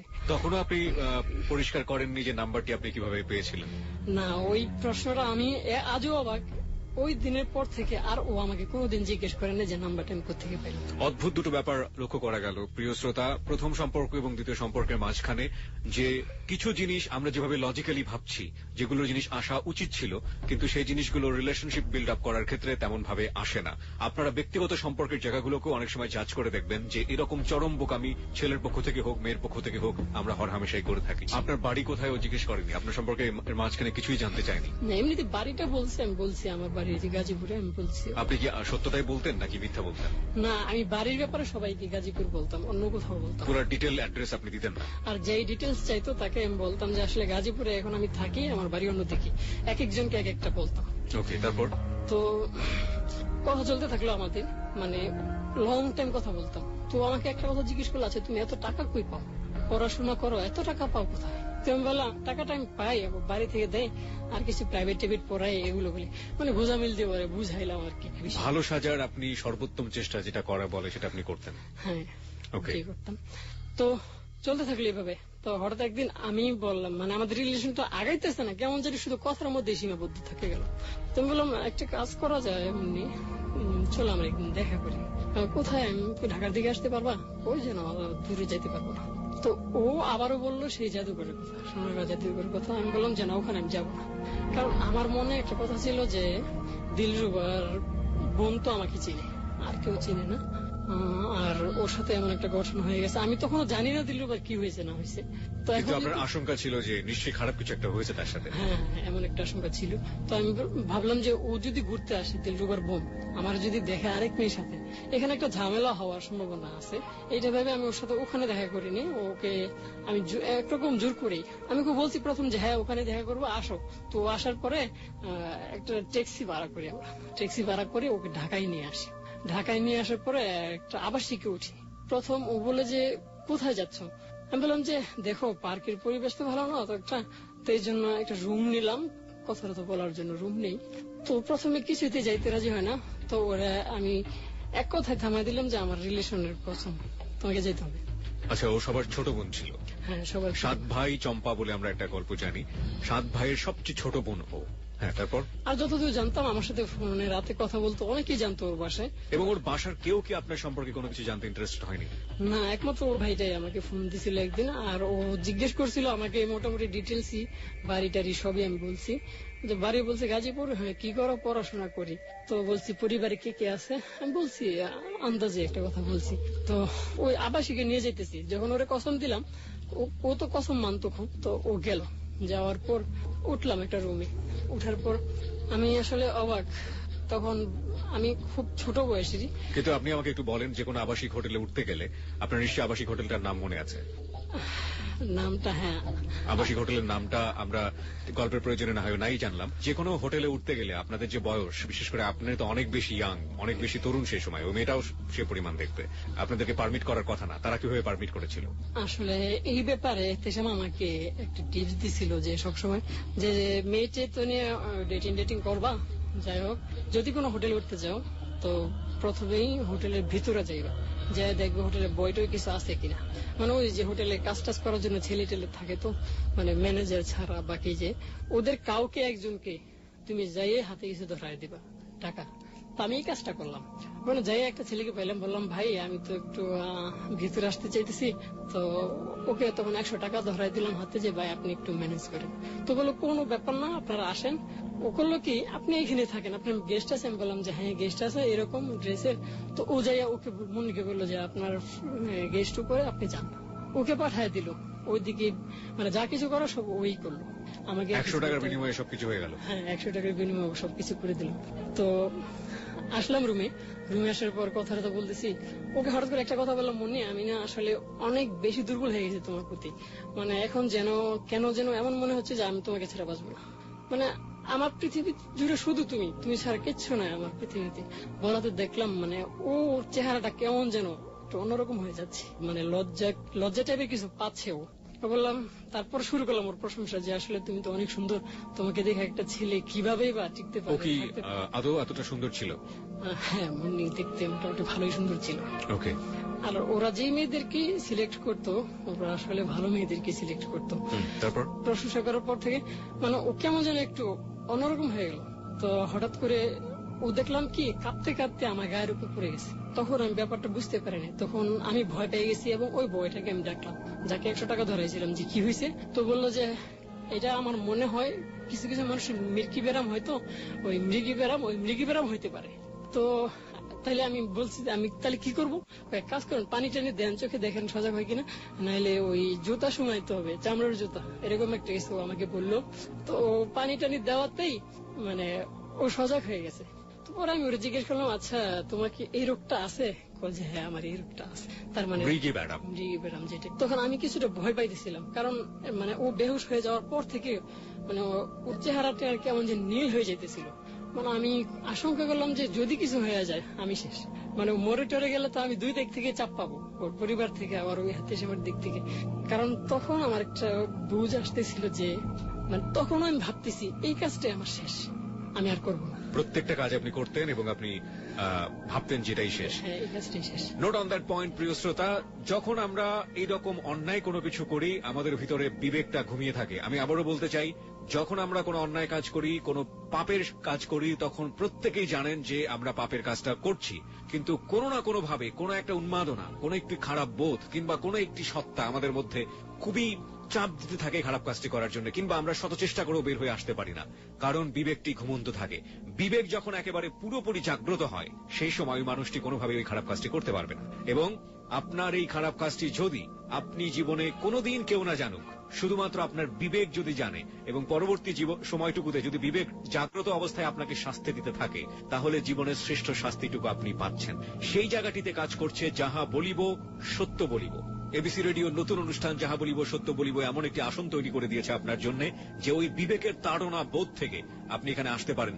জীবনের যে কোনো ভুল, যে কোনো অপরাধ, এমন অপরাধ হয়তো সমাজ জানে, রাষ্ট্র জানে, কিংবা কেউই জানে না, শুধুমাত্র আপনি জানেন, আপনি আপনার নাম গোপন করে হলেও এখানে স্বীকার করতে পারেন। আমরা বিশ্বাস করি প্রতিটি মানুষই ভালো মানুষ, প্রতিটি মানুষের মধ্যে ভালো মন্দ মিলিয়েই মানুষ। আপনার মন্দ দিকটিকে স্বীকার করলে সেক্ষেত্রে আপনার যেমন স্বচ্ছ এবং ভালো হয়ে বাঁচার উপায়টি আরো শক্ত এবং মজবুত হয়, ঠিক একইভাবে আপনার গল্পটি, আপনার জীবনের মন্দ দিকটি জানার পরে সেই মন্দ দিকটির পেছনের কাহিনী, মন্দ দিকটি আপনি কিভাবে করলেন এবং মন্দ দিকটি করবার পর আপনার যে শাস্তিগুলো আপনি নিজে থেকেই পাচ্ছেন, সেগুলো জানার পরে হাজার হাজার লাখ লাখ মন্দের দুয়ার বন্ধ হওয়ার সম্ভাবনা থাকে। ঠিক এই জায়গাটি থেকেই জন্ম নিয়েছে যাহা বলিব সত্য বলিব। আচ্ছা, আমি আপনাকে যেটি বলতে চাই যে আপনি জানলেন যে মৃগী ব্যারামটা আছেন এবং এটা জানার পরে আপনি চিন্তা ভাবনা করলেন যে না, আপনি সরে যাবেন এখান থেকে। তারপর আপনি কি করলেন? ওকে আগে ওই দিন বাড়িতে পৌঁছে দিই, ওদিন আর কিছু হয় না। তো ওদিন রাতে আমার ও ফোন করে মানে কিছু সেক্সুয়াল কথা বলা শুরু করে, মানে ও নিজে থেকেই। হ্যাঁ, নিজে। তো আস্তে আস্তে ও কেমন যায় না আমার প্রতি মানে একটু বেশি দুর্বল হয়ে পড়তেছে। বিশেষ করে এই মনে আমাকে খুব বেশি বিশ্বাস করতো। তো জানি না কেন আমি যেইটা বলতাম ও সেটা করতো। তো হঠাৎ করে একদিন হাতে সময় আমাকে ফোন দিল, বললো কি অবস্থা। এইটা 2 মাসও যায় নাই, মানে ব্যাপারটা 2 মাস হয় মোটামুটি, মানে 1.5 মাস থেকে 2-1 দিন বেশি হবে এই অবস্থায়। তো মানে দিল্লির চেয়ে বেশি মানে প্রথম কঠিন হয়েছে ব্যাপারটা। মুন্নির সাথে হয়েছে না, প্রথমে গেপ গেছে, কিন্তু তারপর কিছুদিনের মধ্যে ওর সাথে মানে রিলেশনটা অনেক বেশি ভালো হয়ে যায়। তো এতে বন্ধু বললো কি অবস্থা, আমি সরাসরি বললাম যে হ্যাঁ ভালো, আমি হ্যান্ড ওভার করতে পারবো। তো বলে কবে করবো, আমি বললাম আপনি বলেন। তো 2 দিন সময় নিছে, 2 দিন সময় নেওয়ার পরে হ্যান্ড ওভার করলাম ওরেও সেম একই ভাবে। ওইখানে দিল্লির ওকে যেভাবে করলাম এইভাবেই করলাম একই ভাবে। তো হ্যান্ড ওভার করার পরে আমাকে পেমেন্টটা দিল। এইবার আর কোনো টাকা বাকি রাখে নাই। 70,000 টাকাই আপনার হাতে? 80,000 টাকা ও আমাকে দেয়। 80,000 টাকা দিয়ে দিল আপনাকে? হ্যাঁ, ও আমাকে তো বলছিল 20-30,000 টাকা বেশি পাবে। তখনও কি এর মাঝখানে কি আপনার সঙ্গে নাহারের দেখা সাক্ষাৎ হতো, নাকি ওই একই পয়েন্টে একই যখন হস্তান্তর করতেন তখন শুধু দেখা হতো? প্রথম 2টা কাজে ওই একই অবস্থায়, তখন প্রয়োজন পড়তো না। নাহারের সঙ্গে আপনার কোনো কথাবার্তা হতো না? না, হতো না। ওর কোনো ফোন নাম্বারও কিছু ছিল না আমার কাছে। তো এবারও বললাম ওই কথাটাই, আগের কথাটা, যে আমি আসলে এই কাজটি শেষ হিসেব করছি, আমি আর করবো না, প্লিজ আমাকে মুক্তি দেন। বললো মুক্তি চাস, আচ্ছা ঠিক আছে। আমাকে তুই তা করে বলতেছে। এটা কি মানে আদর করে তুই বলতো নাকি গালি দেয়ার? ওই দিনই ফার্স্ট আমাকে তুই বলে। আমি কিছুটা ভয় পেয়ে যাই। ভয় পেয়ে গেলে ও কাজ করে ওই দিনের মতো আমাকে আবার একটা জায়গায় যাওয়ার কথা বলে। ওই যে হোটেলের নিয়েছিল, কি খাওয়াইছিল আমি জানি না, মোহ কাজ করছে আমার মাঝে একটা। তো তখন আমি ভাবলাম যে আর 2-1টা কাজ করি না। আপনার ভিতরে কি এরকম কোনো ভয়ের যে ব্যাপারটা কাজ করছিল আপনার মধ্যে, আপনি তখনও কোনো কিছু জানতে চান নাই যে কোথায় কি করেন, এদেরকে নিয়ে কি করছেন? আপনার ভিতরে তো অনেক ধরনের এনকোয়ারি তৈরি হয়েছে, তখন তারা কি বলেছে? ও আমাকে শুধু একটা কথাই বলতো যে তুমি এগুলো জানা তোমার দরকারই নেই, তুমি পরে জানলেও চলবে, এই কথাগুলি বলতো। আর মানে এই 2টা কাজ করার পর থেকে কেমন জানি আমি মানে ওদের অনুগত হয়ে গেলাম, ওরা যা বলতেছে আমি তাই করতেছি, এরকম একটা পরিস্থিতি হয়ে গেছে। হঠাৎ করে একটা কাজের পরে আমি বললাম যে কাজ আর করবো না। একটু দাঁড়ান, আপনি 80,000 টাকা পেলেন, অনেক টাকা আপনার জন্য। এর আগে আপনি 40,000 টাকা পেয়েছেন। এই টাকাগুলো দিয়ে সেই সময় আপনি কি করতেন? আসলে ওই টাকাগুলো আমি তখন আমার জন্য তো অ্যাকাউন্ট করি নাই, আমি এই টাকাগুলো আমার একজন কাছের মানুষের, যার নামটা আমি বলতে চাচ্ছি না, ওর অ্যাকাউন্টে আমি রাখছি। ছেলে ওর মেয়ে? মেয়ে। আপনি তাকে ভালোবাসতেন? না, ও আমার আত্মীয়ের মধ্যে ছিল। তারপর মুন্নিকে হস্তান্তর করলেন এবং আপনি বলছিলেন যে আপনি একটা পর্যায়ে গিয়ে ওকে খুব জেরা শুরু করলেন হেতে সামকে, যে আসলে কি করা হয় এদেরকে দিয়ে। হ্যাঁ, তো ও আমাকে বলতেছে যে মানে তোমার এগুলো এখন জানা দরকার নাই, তুমি পরে জানলেও চলবে। মানে ওই সময় আমার একটা ভয় কাজ করে। তারপর আমি আরো কয়েকটা কাজ করলাম। তো হঠাৎ করে কয়েকটা মানে সংখ্যা বলেন, কতগুলো করলেন? তখন আরো 10-12টা কাজ করে ফেলছি। 10-12টা? হ্যাঁ, 10-12টা কাজ করে ফেলছি। দুটো ঘটনার বর্ণনা আপনারা এতক্ষণ জোরে শুনলেন, তারপরেও 10 থেকে 12টা, প্রত্যেক কি মেয়েই ছিল? হ্যাঁ, সবগুলো মেয়ে। আপনি একটু আগে বলছিলেন যে দুটোর ক্ষেত্রে আমরা দেখেছি যে ধনী, এগুলোর ক্ষেত্রে আপনি কি দেখেছেন? এই 10-12টার কথা যেটা বললেন আপনি। সব ধনী ছিল না, তবে সুন্দরী মেয়েদেরকে ওরা বেশি টার্গেট করতো। আইদার ধনী অথবা সুন্দরী। ওকে, তারপর? তো তারপর হঠাৎ করে একটা কাজ আমাকে দেয়, মানে আমি আপনার কি এরকম হয়েছে যে এট এ টাইম দুটো মেয়ের সাথে আপনি করছেন এরকম, বা 3টে মেয়ের সাথে এরকম করছেন? এট এ টাইম একটাই আপনাকে দিত? একটাই দিত, একটার বেশি দিত না কাউকে। ওকে, তারপর? একটা করে দিত। তো হঠাৎ করে মানে আমি ম্যাক্সিমাম কাজগুলো আমাকে 3 মাস সময় দেওয়া হতো, তো 3 মাস লাগতো না আমার। আপনি 1.5-2 মাসে সেটা কমপ্লিট করে 2 ফেলতেন? মাসের মধ্যে শেষ করে দিতাম। ওকে। তো মানে মানে কাজ করতে করতে কিছুদিনের মধ্যে আমি ওদের মধ্যে ফেমাস হয়ে গেলাম। মানে যত কঠিন কাজগুলো আছে ওরা আমাকে দিতে থাকলো এবং আপনার রেট বাড়তে থাকলো? আমার রেটও বাড়তে থাকলো। প্রথম 40-50 হাজার টাকা, 80,000 টাকা, 1 লক্ষ টাকা, 2 লক্ষ টাকা। তো যে মেয়েটার কথা, সর্বোচ্চ আপনাকে কত টাকা দিয়েছিল? 2.5 লক্ষ টাকা। সর্বোচ্চ তাকে 2.5 লক্ষ টাকা দেওয়া হয়েছিল কোন একটি মেয়েকে পটানোর জন্য। ওকে। তখন একটা মেয়ে যাকে আরো কয়েকটা লোক দিয়ে চেষ্টা করানো হচ্ছিল, কিন্তু তাকে পটানো যাচ্ছিল না, এমন একটা মেয়ে শাহিন। আরো কয়েকটি মেয়েকে আপনি বললেন যে আরো কয়েকটি ছেলেকে দিয়ে পটানোর চেষ্টা করা হচ্ছে, এটা আপনি জানতেন? হ্যাঁ, এটাকে আমি বলছি এই নাম্বারটা দেওয়ার সময়।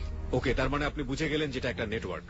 হ্যাঁ, তখনই আমি মানে আগে থেকে বুঝতাম আমি আসলে যে একটা কিছু হচ্ছে। একদিন নাহার আমাকে বলতেছিল যে তুমি তো আর একা করো না, হাজারো মানুষ করতেছে, তো তোমার একা খারাপ করতে সমস্যা কি, টাকা তো পাইতেছো। প্রিয় শ্রোতা, আপনারা মুখোমুখি হয়েছেন যাহা বলিব সত্য বলিবর, এবং সত্য বলিবর আসনে আজকে নিজের সাহস, নিজের ভেতরের ভালো সত্তা দিয়ে এই আসনটি অলঙ্কৃত করেছে যে সে হচ্ছে মাহি। আমরা সমাজের একটা অসম্ভব গূঢ় তথ্য আজকে বের করবার চেষ্টা করছি ওর মুখ থেকে, যেটা আমরা পাচ্ছি। এখন পর্যন্ত জানি না যে এই যে মেয়েগুলোকে পটানো হচ্ছে বা যেভাবে পটানো হয় তাদেরকে দিয়ে আসলে কি করানো হচ্ছে, সে জায়গাটা আমরা এখন পর্যন্ত আসতে পারিনি। গল্পের সামনের দিকে আমরা আসবো, কিন্তু আমরা এটা পরিষ্কার হয়েছি যে এই কাজগুলো কিভাবে করা হয় এবং একই সাথে এটা একটা বিশাল নেটওয়ার্কের মধ্যে করা হয়। আচ্ছা, তারপর ওই মেয়েটার নাম্বার, ঠিকানা ঠিকানা সব দেওয়া হলো। মেয়েটার নাম ছিল শাহিনুর, বাড়ি হচ্ছে মাধবদীতে। এটা আপনার কত নাম্বার কাজ ছিল? এটা সম্ভবত 15 বা 16 হবে। 15 কিংবা 16 নাম্বার কাজের মধ্যে আমরা রয়েছি। তো 2.5 লক্ষ টাকা কন্ট্রাক্ট হইলো। আর আমি বললাম যে সময় তো 3 মাসে হবে না, আমাকে সময় আরো বাড়ায় দিতে হবে। তো পর্যায়ক্রমে সময়টা আস্তে আস্তে বাড়ে। প্রথম আমাকে 6 মাস সময় দেয়, যে 6 মাস তোমার সময়। তো আমি বললাম যে হ্যাঁ 6 মাস সময় আছে, ঠিক আছে। মেয়েটার সম্পর্কে আপনাকে কি বলেছিল? শুধু বলেছিল মেয়েটা কঠিন, মানে টাফ, এছাড়া আর কি তথ্য দিয়েছিল? একটা কথা বলি এখানে, বললে খুব ভালো, যে মেয়েটা অসম্ভব ধরনের সুন্দরী ছিল, আর ওর বাবা ছিল অনেক বড় ব্যবসায়ী। মানে ওর বাবার পরিচয় যদি বলি তো সবাই চিনে ফেলবে।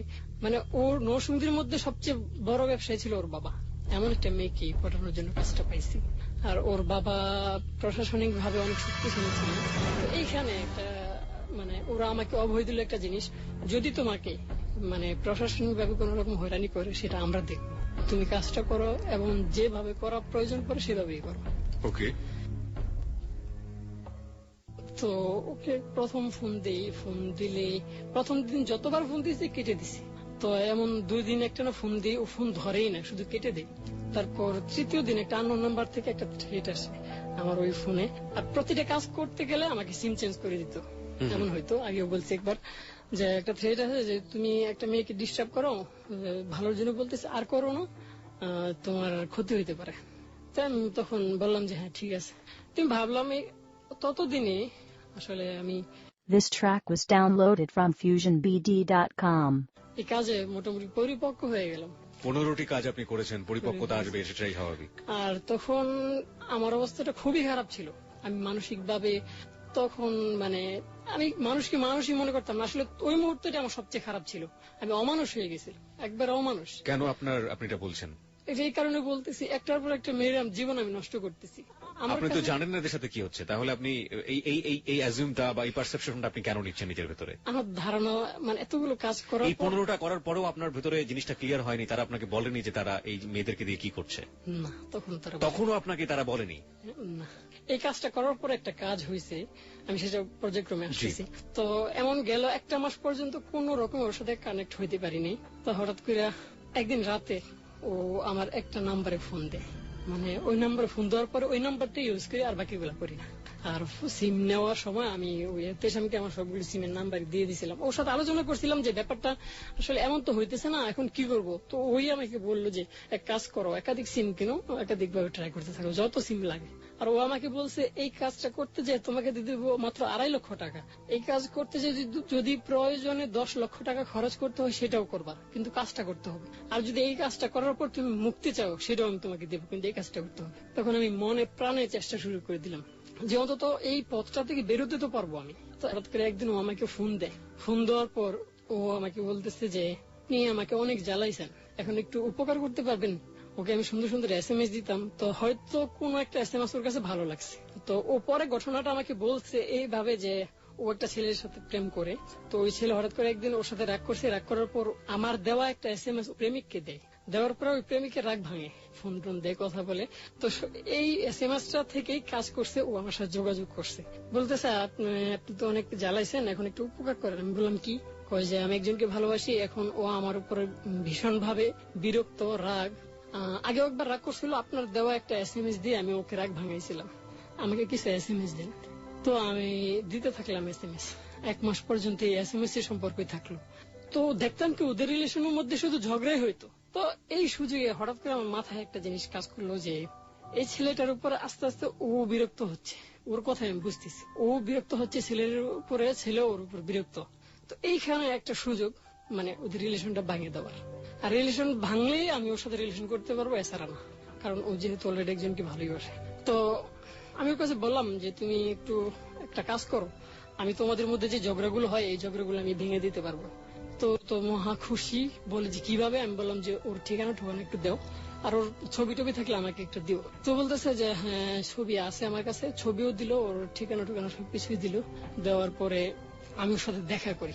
আমি ওকে ফোন দিলাম, ফোন দিয়ে বললাম যে ভাই আপনার সাথে আমার জরুরি কিছু কথা আছে। আপনাকে জানতে চাইলো না আপনি কে? হ্যাঁ আমি বলছি যে আমার নাম বলছি যে ভাই মাহি। আপনি সব জায়গায় আপনার এই মাহি নামটাই ব্যবহার করতেন? হ্যাঁ এই নামটি ব্যবহার করতাম। তো ওর সাথে দেখা করলাম, দেখা করার পর কি বলবো আমি বুঝতেছি না। হঠাৎ করে ওর কাছে আমি 2000 টাকা চেয়ে বসি। ভাই আমি একজনের কাছে শুনছি আপনি অনেক ধনী, আমি একটা বিপদে পড়ছি ভাই, আমার 2000 টাকা দিবেন একটু দয়া করে। তো ও বললো যে 2000 টাকা আপনাকে চিনি না। আমি বললাম যে হ্যাঁ আপনি লোন হিসেবে দেন, আমি আপনাকে ফেরত দিয়ে দেবো। পরে ও আমাকে জানতে চাইলো যে কি সমস্যা। আমি বললাম যে ভাই একটু সমস্যা আছে ব্যক্তিগত, আপনাকে আমি বলবো, তবে পরে আপনার ফোন নাম্বারটা যেহেতু আছে আমার কাছে। তো আমাকে 2000 টাকা দেয়। টাকাটা দেওয়ার পরে ওর কাছ থেকে বিদেশিতে নিয়ে চলে গেলাম। দাঁড়ান, আমাদের লিসনারদের অনেক সন্দেহ হবে, কারণ একজন অপরিচিত মানুষকে প্রথম কথা হচ্ছে আমি কোনোভাবেই 2000 টাকা দিব না। আপনাকে কেন সে 2000 টাকা দিবে? কি সম্মোহনী শক্তি আপনার মধ্যে ছিল, কিংবা কিভাবে আপনি তাকে পটালেন, এটা আমাদেরকে একটু বলতে হবে। আমি প্রথমে ওকে যে কথাটা বলি যে ভাই একটা মানুষ তো আরেকটা মানুষের কাজেই আসে, আর একটা গান তো আছে মানুষ মানুষের জন্য, শুনছেনি। তো ও কেমন জানি আমার কাছে অবাক হয়ে তাকায় থাকতো, আমি কথাগুলো বলতাম শুরুতেই। তো বললাম যে ভাই আমি একটা বিপদ উপর আপনার কাছে আসছি, আজকে যদি আমার কাছে টাকা থাকতো, কেউ যদি আমার কাছে এইভাবে এসে চাইতো, আমি দিতাম ভাই, মানবিক দিক থেকে হলেও আমি দিতাম। কারণ আপনাকে তো ধান্দাবাজ মনে করার ব্যাপার ছিল আসলে। হ্যাঁ এরকম একটা ব্যাপার ছিল, ও আমাকে কথাটা বলছে এরকম ভাবে। তো ওকে আমি পরে বললাম যে ভাই হয়তো আপনি এক কাজ করেন, আপনার তো 2000 টাকা হারায়ও যেতে পারে না, সেইটা মনে করে আপনি আমাকে দেন। ও অথবা এমনও তো হইতে পারে কোন গরিব মিসকিন যদি আপনার দুয়ারে আয়সা চায়, ধরেন কারো মেয়ে বিয়ে দিতে পারতেছেন, আপনি তো দিবেন তাকে 2000 টাকা। ও বললো যে হ্যাঁ, আমি সেরকম কিছু একটা ভেবে আপনি আমাকে দেন, আপনার টাকাটা আমি অবশ্যই ফেরত দিব, অবশ্যই ফেরত দিব। আর আমার পরিচয়টা ওকে বললাম যে আমার বাড়ি গাজীপুরে। এবং আপনি ইম্পর্টেন্ট কথা যেটা বলতে চাইলেন ওকে বলবেন, সেই ইম্পর্টেন্ট কথা আপনি তাকে সেই মুহূর্তে বলেননি? না না, বলিনি আমি তখন, কারণ এইটা ছিল আমার আগে থেকে প্ল্যান। আর আমি সাথে করে আমি ওই নাহারকে নিয়ে যাই। ওকে। নাহারকে নিয়ে যাই এই জন্য ওর কাছ থেকে আমি 2000 টাকা যে নিতেছি, ও আমাকে 2000 টাকা দেয়। এই জিনিসটাকে একটা ঘটনা বানাবো আমি, সেটা হচ্ছে এরকম। তো আমি নাহারকে বলছি যে তুমি একটা কাজ করবা, যখন ও আমাকে 2000 টাকা দিবে তখন তুমি একটা ক্যামেরা নিয়ে তুমি এই জিনিসটা জাস্ট ছবি উঠে রাখবা, আর কিচ্ছু না। তো এই কাজটা হয়েছে, ও আমাকে যখন 2000 টাকা দিচ্ছে ছবিটা উঠে রাখছে। আপনি তাকে পরবর্তীতে যখন টাকাটা রিটার্ন দেন তখন সে জিজ্ঞেস করেন আপনার কাছ থেকে যে ভাই গুরুত্বপূর্ণ ঘটনাটা কি ছিল এটা বলেন? তখন আমি পৃথিবীর সবচেয়ে জঘন্যতম মিথ্যে কথাটা বলি, সেটা হচ্ছে তখন আমি বলি যে আমার মায়ের অপারেশন ছিল, এই জন্য আপনার কাছে আমি টাকাটা নিছি। আর আমি তখন আপনাকে এই কথাটা বলতে পারতাম, তখন কথাটা বললে হয়তো আপনি টাকাটা তখনও দিতেন, কিন্তু আমি এই জিনিসটা বলি নাই, কারণ আমার মনটা ভীষণ খারাপ ছিল। ঠিক আছে, আমি স্বীকার করে নিলাম আপনি এটা বলেছেন পরবর্তীতে, কিন্তু ছেলেটি আপনাকে জিজ্ঞেস করেনি যে আপনি নাম্বারটি তার কাছ থেকে কিভাবে পেলেন, ছেলেটির নাম্বার? হ্যাঁ, এই কথাটা জিজ্ঞেস করছিল। আপনি কি বলেছেন? ছেলেটা একটু পপুলার ছিল এই দিক থেকে, ওইখানে ওর বাবার কাপড়ের ব্যবসা ছিল। ওকে। তখন আমি ওকে এই জিনিসটা বলি, আমি আগে থেকে প্ল্যান করে নিই যে আমার পরিচিত একটা কাপড়ের দোকানদার আছে, তো ও আমাকে বলছে এই জায়গা থেকে যদি টাকাটা নেই তাহলে তাহলে আমি পাবো টাকাটা। প্রিয় শ্রোতা, অনেক প্রশ্নের পর ব্যাপারটা একদম পরিষ্কার হয়ে গেছে যে আসলে যেটা নিয়ে আপনাদের কনফিউশন ছিল বা এতক্ষণ ধরে যারা প্রশ্ন করছেন যে অবান্তর মনে হচ্ছে, তাদের সবার জন্য বলি, ছেলেটা পপুলার ছিল যে কারণে তার কাছ থেকে নাম্বার কালেকশন করা কোনো ব্যাপার ছিল না, এক। এবং ও রেফারেন্স দিয়েছে ভাবে যে কেউ একজন বলেছে যে আপনার কাছ থেকে 2000 টাকা যদি চাই আপনি দিবেন, কারণ আপনি অনেক বড় লোক, আপনি এই জন্যই আপনার কাছে এইভাবে মিট করা। উদ্দেশ্য ছিল অন্যরকম, যে কোনো না কোনো ভাবে তার ছবিটা আদায় করতে হবে, কিন্তু সেই ছবিটা দিয়ে কি করবে সে প্রসঙ্গে আমরা যাচ্ছি। ছবিটা দিয়ে কি করলেন? শাহিনুরের সাথে দেখা করার কথা বললেন আপনি, সেই প্ল্যানটা কিভাবে ছিল? শাহিনুরকে বললাম যে আমি তোমাকে একটা ইম্পর্টেন্ট জিনিস দেখাবো, তোমার লাইফে এটা তোমাকে অনেক কাজে দিবে, সো তুমি যদি তোমার ভালো চাও আর আমাকে বিশ্বাস করো তাহলে তুমি আশা করি অবশ্যই দেখা করবে আমার সাথে। তো বলছে যে কোথায় দেখা করবো, পরে ওইখানে একটা যাত্রী ছাউনি আছে, আমি ওই যাত্রী ছাউনি কথাটা বলি, তো ও আমার সাথে দেখা করে। দেখা করার পর ওকে আমি পিকচারটা দেখো যে এটা কি দেখো, তো বলতেছে হ্যাঁ এটা তো হ্যাঁ চিনছি, কিন্তু টাকাটা কিসের? আমি বলছি দেখো টাকাটা আসলে ও আমাকে দিছে, কারণটা হচ্ছে ও চাচ্ছিল তোমাকে টেস্ট করানোর জন্য আমাকে দিয়ে, এই যে আমি এতদিন তোমাকে ডিস্টার্ব করতেছি টাকাটা ও আমাকে দেয়। আর যদি প্রশ্ন করো আমি ছবিটা কিভাবে উঠাইলাম, তোমাকে আমি উত্তরটা দিই। ছবিটা এই জন্য উঠাইছি কারণ আমি যতদূর জানি তোমার বাবার অনেক প্রভাব, আমি তোমাকে ডিস্টার্ব করব, তারপর তুমি তোমার বাবার কাছে বলবা, তোমার বাবা আমাকে একটা সমস্যা করব, হইতেই পারে। এই জন্য এই কাজটা করার আগেই আমি সবকিছু প্ল্যান করে রাখছি, কারণ ভবিষ্যতে যাতে আমি কোনোদিন কোনো দোষের মধ্যে না পড়ি, এই জন্য এই ছবিগুলো উঠে রাখা। দুর্ধর্ষ প্ল্যান যাকে বলে, এবং এতটা ঠান্ডা মাথায় এভাবে চিন্তা করা একেবারেই অসম্ভব। অনেকেই আজকে মাহির ছবি দেখতে চাচ্ছেন, তাদের উদ্দেশ্যে আমরা বলে রাখি, যাহা বলিব সত্য বলিবতে যেসব মানুষ আসবেন তাদের মানবিক মূল্যবোধের জায়গাটাকে আমরা অনেক শ্রদ্ধা করব, কারণ হ্যাঁ জীবনে সে বড় ভুল করেছেন এবং সেই ভুলের জায়গাটা থেকে সে আজকে সত্যের আসনে বসেছেন। এই সত্যের আসনে বসাটাকে আমরা বড় করে দেখছি, সুতরাং তার ছবি প্রকাশ করে আমরা সমাজে তাকে নিয়ে কোনো সমস্যা হোক বা তার ব্যক্তি জীবনে সমস্যা হোক সেটা কোনোভাবেই চাইব না। তবে ছবির কিছু কিছু বিষয় প্রাসঙ্গিকভাবেই চলে আসবে, সেগুলোর ক্ষেত্রে আমরা কিছু কিছু জিনিস ছবিতে প্রকাশ করব। ঠিক আছে, আপনি সেটা করলেন, করার পরে শাহিনুরের প্রতিক্রিয়া কেমন ছিল? তো শাহিনুরের সাথে সাথে দেখলাম মুখটা কালো হয়ে গেছে, মনটাও খুব খারাপ হয়ে গেছে। তো বললো যে আচ্ছা তোমার সাথে আমার কিছু কথা আছে। ও আমাকে ফার্স্ট টাইম এই কথাটাই বলতেছে যে তুমি একটু সময় দিতে পারবা। আমি বললাম যে হ্যাঁ তোমার প্রয়োজনে আমি সবকিছু করতে রাজি আছি। মেয়েটার বয়স কত ছিল এই মুহূর্তে? মেয়েটার বয়স আনুমানিক 16 কি 17 হবে। তার মানে আপনার চেয়ে বড়? হ্যাঁ আমার চেয়ে বড়। ওকে। পরে আমরা একটা জায়গায় গেলাম, ও আমার তো অনেকক্ষণ কথাটা বললো, ওর বিস্তারিত সব ঘটনা বললো যে ওই ছেলেটাই নাকি ওকে অনেক ডিস্টার্ব করতো, অনেক ডিস্টার্ব করার পরে তো অবশেষে ও রাজি হয়েছে। তো ওই ছেলেটা নিজে থেকে এসে ভালোবাসছে, এখন আবার নিজে থেকেই ও আমাকে অবিশ্বাস করতেছে। তো এখন আমি যতদূর জানি, আমি এতদিন কাজ করার পর একটা জিনিস বুঝতে পারছি, সেটা হচ্ছে কোন রিলেশন যদি ঘটে, কোন রিলেশন যদি জন্ম নেয় সেটা বিশ্বাসের উপরে জন্ম নেবে। আর যদি কোনো রিলেশন ভাঙে তাহলে সেটা বিশ্বাসের কারণেই ভাঙে। বিশ্বাসটা যতটুকু শক্তিশালী হবে রিলেশন ততটুকু শক্তিশালী হবে। আর যখন বিশ্বাস একবার ভাঙে তখন রিলেশনটা আস্তে আস্তে নিচের দিকে নামতে থাকে, ভাঙতে থাকে। এই জিনিসটা আমি এতদিনই বুঝতে পারছি। তো এখানে ওর বিশ্বাসটা ভাঙার জন্য আমি এত কিছু প্ল্যানটা করলাম। আর ও বলতেছে একই কথা যে ও আমাকে বিশ্বাস করে রিলেশনটা করছে, ও আমাকে বিশ্বাস করে ভালোবাসতে চাইছে, আমি ওকে ভালোবাসতে চাই না, অবশেষে ভালোবাসছি। তো এই পর্যায়ে এসে ও আমাকে অবিশ্বাস করতেছে, তার মানে নিশ্চয় ও আমাকে ভালোবাসে না। তো আমি ওর একটা সাথে সাথে কথা বললাম, একটা কথা বললাম যে শোনো, তোমাকে আমি একটা কথা বলি, সেটা হচ্ছে কি যে যে ভালোবাসায় বিশ্বাস নাই, আজকে বিয়ে হয় নাই এখনো, এখন বিশ্বাস নাই, বিয়ে হবে, বিয়ে হওয়ার পর তোমার কাজিনরা আছে না, ও বলে যে হ্যাঁ আছে, আমি তোমার কোনো ছেলে কাজিনের সাথে কথা বলবা, ও তোমাকে সন্দেহ করবে। ও বলতেছে হ্যাঁ করবে। হয়তো তোমার কোনো ফ্রেন্ডের সাথে কথা বলবে, ও অবিশ্বাস করবে। তোমার অপরিচিত কোনো আত্মীয় স্বজন যদি থাকে ছেলে যাকে ও চেনে না, ওর সাথে কথা বলবে, ও সন্দেহ করবে। তখন তোমার লাইফটা কোন পর্যায়ে গিয়ে দাঁড়াবে, মানে তোমার লাইফটা দুর্বিষহ হবে। তো বলতেছে যে হ্যাঁ। আমি বললাম যে এখন ডিসিশন তোমার হাতে, কি করবা, রিলেশন কন্টিনিউ করবা নাকি পিছন থেকে ফিরে থাকে।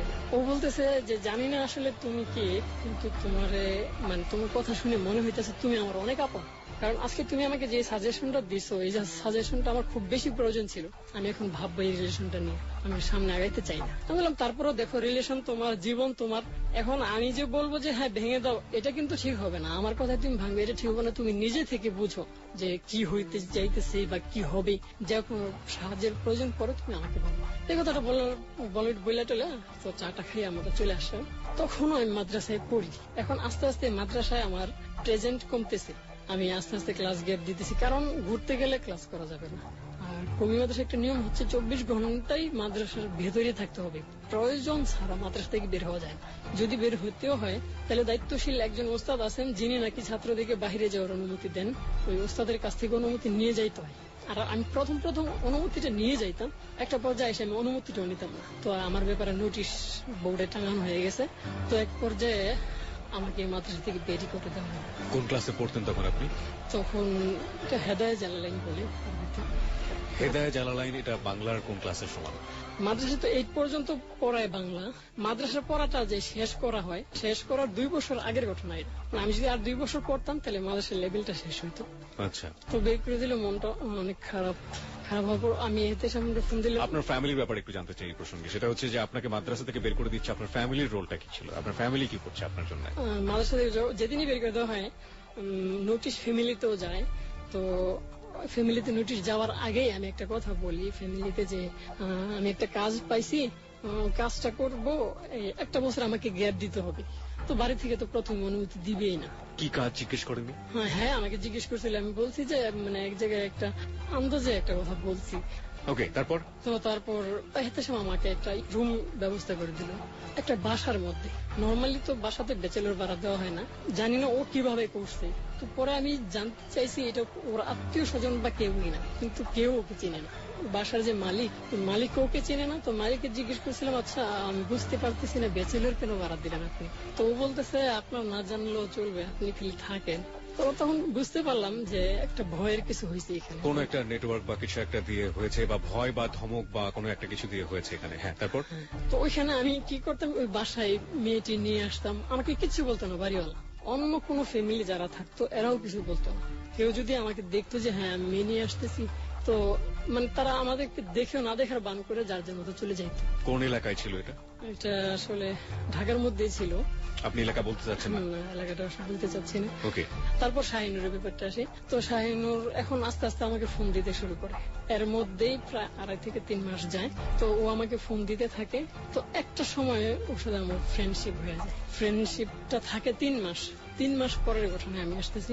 তো হঠাৎ করে ও আসবে ঢাকায় একটু মার্কেটিং করার জন্য। কোথায় ছিল ওর বাড়ি? বাড়ি ছিল মাধবদীতে, নরসিংদীর মাধবদী। হ্যাঁ, আপনি একটু বলেছেন। তারপর ও ঢাকায় আসবে মার্কেটিং করতে। তো ও একা আসতেছে। তো বলতেছে যে তুমি কি আমার সাথে থাকবা? কয় ভাই বোন ছিল ওরা? ওরা 2 বোন 3 ভাই ছিল। ও কি সবার বড়? ওর অবস্থান কি ছিল? সবার ছোট। সবার ছোট। তো ও আসতে চাইলে তো কাউকে না কাউকে সাথে করে নিয়েই আসতে পারতো, কিন্তু উদ্দেশ্য ছিল আপনার সাথে দেখা করা বা ওরকম কোনো কিছু? হ্যাঁ, এটাই এমন কিছুই তো, আমি যা বুঝতে পারলাম এমন কিছুই ছিল। তো আমি বললাম যে হ্যাঁ আসো, আমি তো ফ্রি আছি, সমস্যা নেই। সেই থেকে আমার মাদ্রাসার পড়াশোনাটা শেষ, আমি থাকতে থাকলাম ওই বাসায়। ও আপনার সম্পর্কে কিছু জানতে চায়নি এই সময়ের মধ্যে? না, এই সময়ের মধ্যে কিছু জানতে চাইনি। ওই দিনের ঘটনা আমি বলতেছি, যেদিন ও দেখা করতে আসে, তো ও আমাকে নিয়ে সরাসরি মানে সকালের দিকে আসে, আমাকে নিয়ে সরাসরি চলে যায় বোটানিক্যাল গার্ডেন, যেটা মিরপুরে, ওইখানে। তো ওইখানে আমি বললাম তুমি না মার্কেটিং করবা? যে না, মার্কেটিং না, আমি তোমার সাথে দেখা করতে আসছি, মানে তুমি ফ্রি আছো কিনা একটু জানতে চাইলাম। আমি বললাম যে হ্যাঁ বলো, কি বলো, কি কেন দেখা করতে হঠাৎ করে। তো এর মধ্যে ওই ছেলের সাথে রিলেশনটা ব্রেকআপ, মানে আমার একটা কাজই যথেষ্ট, যে বিশ্বাসটা ভেঙে দিলাম, শেষ। তারপর অবশ্য ওই ছেলের সাথে আমার অন্যরকম একটা রিলেশন বিল্ড আপ হয়, ফ্রেন্ডের মতোই। ও মাঝে মাঝে ফোন দিত, মাঝে মাঝে যোগাযোগ করতো, কিন্তু ও আজও পর্যন্ত জানতে পারেনি যে মাঝে আমি কাজ করছি।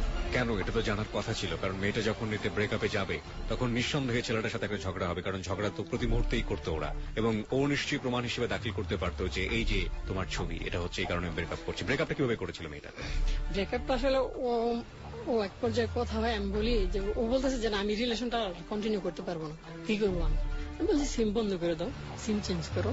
তো বলতেছে সিম চেঞ্জ করলে তো আমার বাড়ি তো চিনে, বাড়িতে চলে আসবে। আমি বলছি এক কাজ করো, তুমি সিমটা চেঞ্জ করো আগে, পরে কি করতে হবে না করতে হবে আমি সেটা বলতেছি। একদিন ও ফোন করে বলতেছে যে ও তো আমার বাড়িতে আসছে, আর ওদের রিলেশনের ব্যাপারটা, ওদের পারিবারিক ব্যাপার জানতো সবাই। তো আসছে একদিন বাড়িতে আইসা, আমি বলছি যে বাড়িতে আসছি, কি করছো? বলছে যে হ্যাঁ কথাটা তো বলছে, আমিও কথাটা তো বলছি। ও বলছে ফোন কেন বন্ধ? তো আমি ওকে এমনিতে মিথ্যে কথা বলছি যে ফোন বন্ধ করে দিছি, ফ্যামিলি থেকে আমাকে চাপ দেয়, এই কথাটা শাহিনুর বলছে। তো ও ওই কথাটি মেনে নিছে যে হ্যাঁ ঠিক আছে, ফ্যামিলি থেকে চাপ দিয়ে ফোন ইউজ করার দরকার নেই, এমনিতে যোগাযোগ করো, তুমি আমার নাম্বারে একটু ফোন টোন দিও, মাঝে মাঝে দেও না। তো বলো যে হ্যাঁ দিব। আমি বললাম যে হ্যাঁ ঠিক কাজটাই করছো, এই মুহূর্তে তুমি এইভাবেই চালাই যাও। আর আমি যতদূর জানি, একটা মানুষের সাথে যোগাযোগ যত বেশি থাকবে, রিলেশনটা ঠিক ততটাই শক্তিশালী থাকবে। আগে তো করতো কি, ফোন দিত, ফোনে কথা বলতো, এখন যোগাযোগ করতে হলে ওর বাড়িতে আসতে হয়। আর কোনো ভদ্র ফ্যামিলিতে এইভাবে মানে একটা, তার মানে ধীরে ধীরে একটা ব্রেকআপ হয়েছে। বলতেছে একটা কথা বলতাম তোমাকে, তো বলতেছে আচ্ছা তোমার পরিবারের ব্যাপারটা একটু বলবা। বললাম যে হ্যাঁ তোমাদের তুলনায় আমরা অনেকই গরিব। ওকে তখন আরেকটা মিথ্যা কথা আমি বলি, আমি এখানে খরচ চালে কিভাবে যেন প্রাইভেট পড়াইয়া। তো পরে আমার প্রতি ওর একটা অনুকম্পা সৃষ্টি হয়েছে, বুঝতে পারলাম। কারণ ওই দিন যাওয়ার সময় ও আমাকে 3000 টাকা হাতে দিয়ে যায়, আমি টাকাটা রাখতে চাইনি, অনেক জোরাজোরি করছি যে না আমি টাকা নিব না, তোমার টাকা আমি কেন নিব। তো আসলে তখন আমি টাকার পেছনে এমন ভাবে পড়ছি বুঝাইতে পারবো। টাকার লোভ আপনার সমস্ত আষ্টে পৃষ্ঠে আপনাকে জড়িয়ে ধরেছে। হ্যাঁ হ্যাঁ হ্যাঁ, এই ব্যাপারটা এরকম। আমার ফোনও রিসিভই করে না, সরাসরি আমাকে সবসময় ফোন দিয়ে কথা বলে। এরপরে চেঞ্জটা হচ্ছে এরকম যে না, তোমার ফোন রিসিভ করলে তো আলটিমেটলি তোমার টাকা চলে যাচ্ছে, সুতরাং আমি তোমাকে ফোন করব। ওকে, তারপর? হ্যাঁ, তো এইভাবে চলতে থাকলো।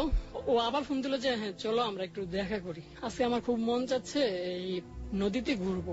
ঠিক আছে তাহলে নদীতে ঘুরবো। আমার একটা পরিচিত নৌকাওয়ালা ছিল, তো আমি ওই নৌকাওয়ালাকে কন্ট্যাক্ট করলাম। কোন নদী এটা? এটা শীতলক্ষা নদী। ওকে, তারপর? নৌকা আমরা নেই দুপুর 12টার দিকে, তো থাকি সন্ধ্যার কিছুক্ষণ পর পর্যন্ত।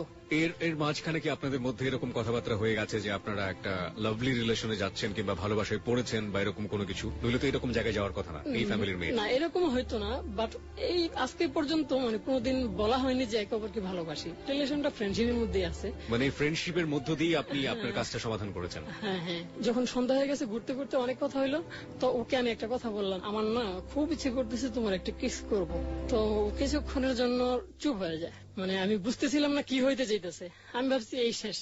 ও বললো যে এখানে আমরা 3 জন মানুষ, আর এই কাজগুলো বেটার হয় 2 জন থাকলে।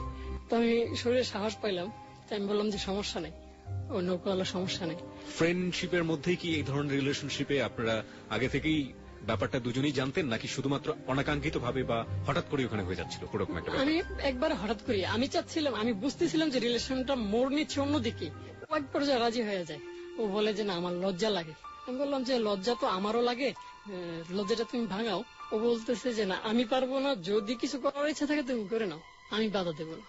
তখন আমি কিসটা করার পরে ও বলতেছে যে কিসটা করছো কোন অধিকারে।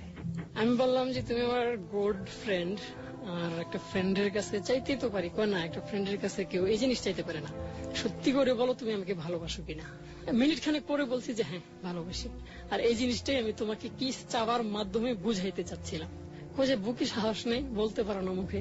তো আমি বললাম যাই হোক, বলে তো ফেলছি যেভাবেই হোক, এখন তুমি বলো তোমরা ব্যাপারটা কি। কয় যে না আমি তোমাকে ভালোবাসবো না ততক্ষণ যতক্ষণ না তুমি আমাকে প্রপোজ করবা।